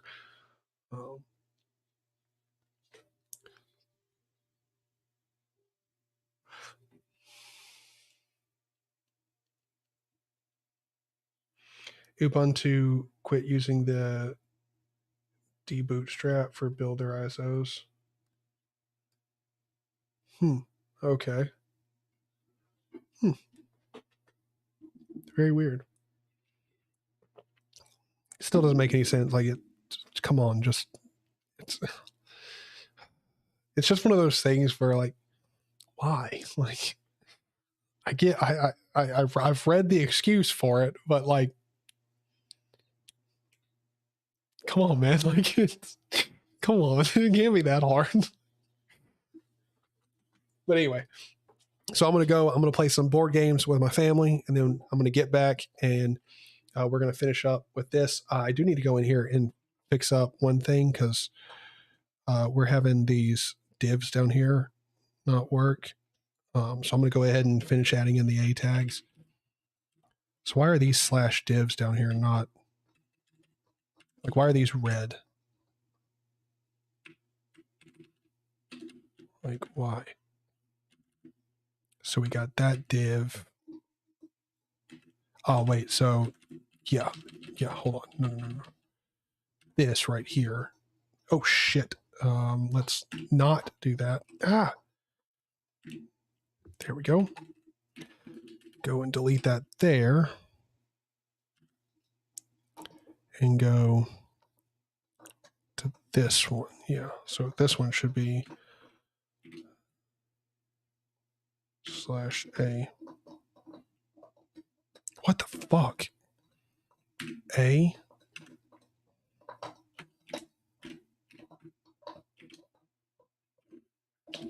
What? Wait, what the fuck? Why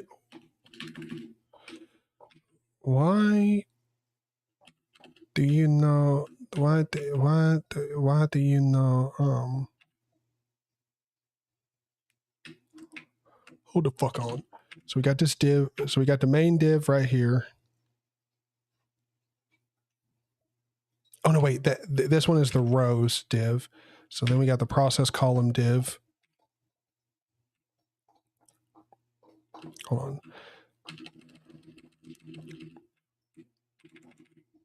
Let me go up here and add the A tag up here, colon A. Let's add in the A tag here. And then go down here and go /A.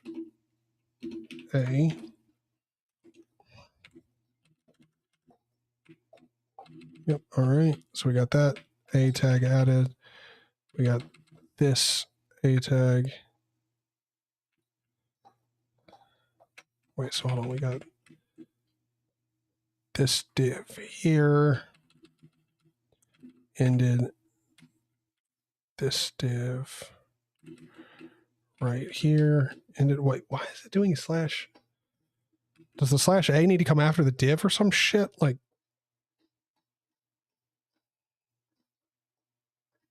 wait, use %? Switch between tags. Anyway,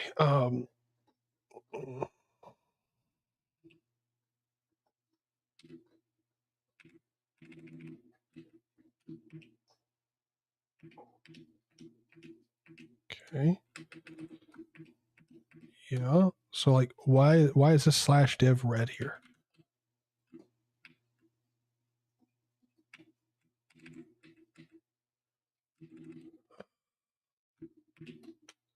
Down here, I : /A.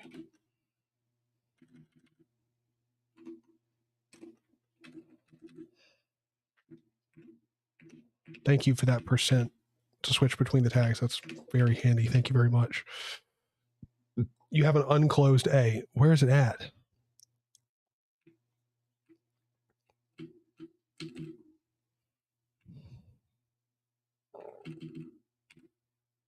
I don't see it anywhere because I've got this one here, this one right here, then I've got this one right here. It's closed off. And then I've got this one right here.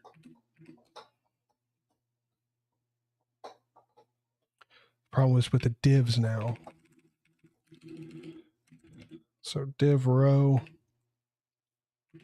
Yep, so that one's fine. That div right there ended. That div right there is fine. This div right here is fine.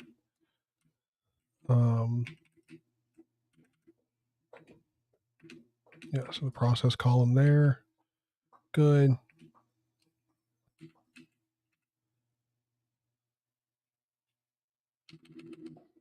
Oh, wait, hold on. Yeah, the A tag needs to come after the div. That's the issue. :/A/A.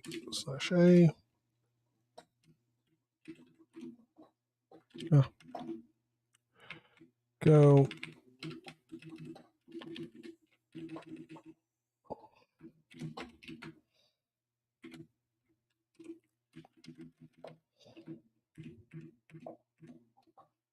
Yep, see, that fixes pretty much everything. So now we go down here and do the /A here.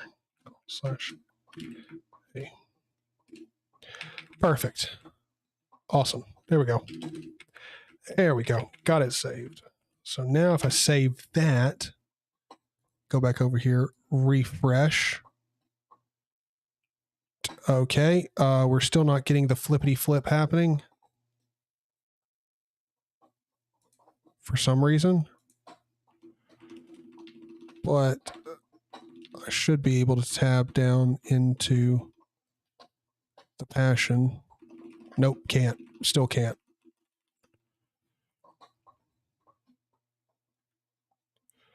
So hold on, let's get rid of all of these A tags.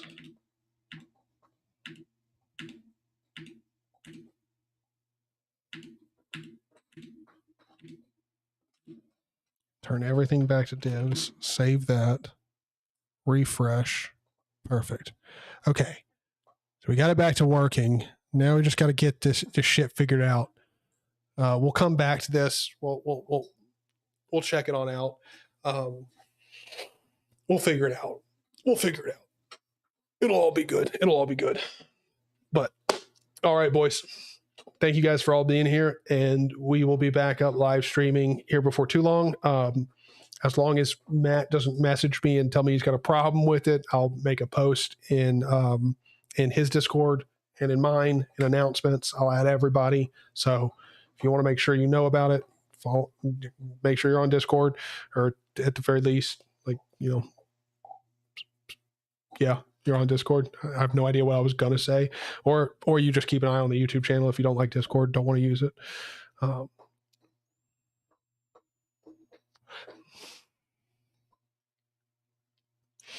I will. I'm going to have a good time, and I will see you guys here very shortly, and we'll have some more fun. And I'm probably going to be staying up all night anyway. Like, we'll have a good time. We'll get a whole bunch of work done on the website, get it finished, and I don't know what we'll move on to next. But thank you guys for all being here. It's been a great stream. I look forward to seeing you here very soon.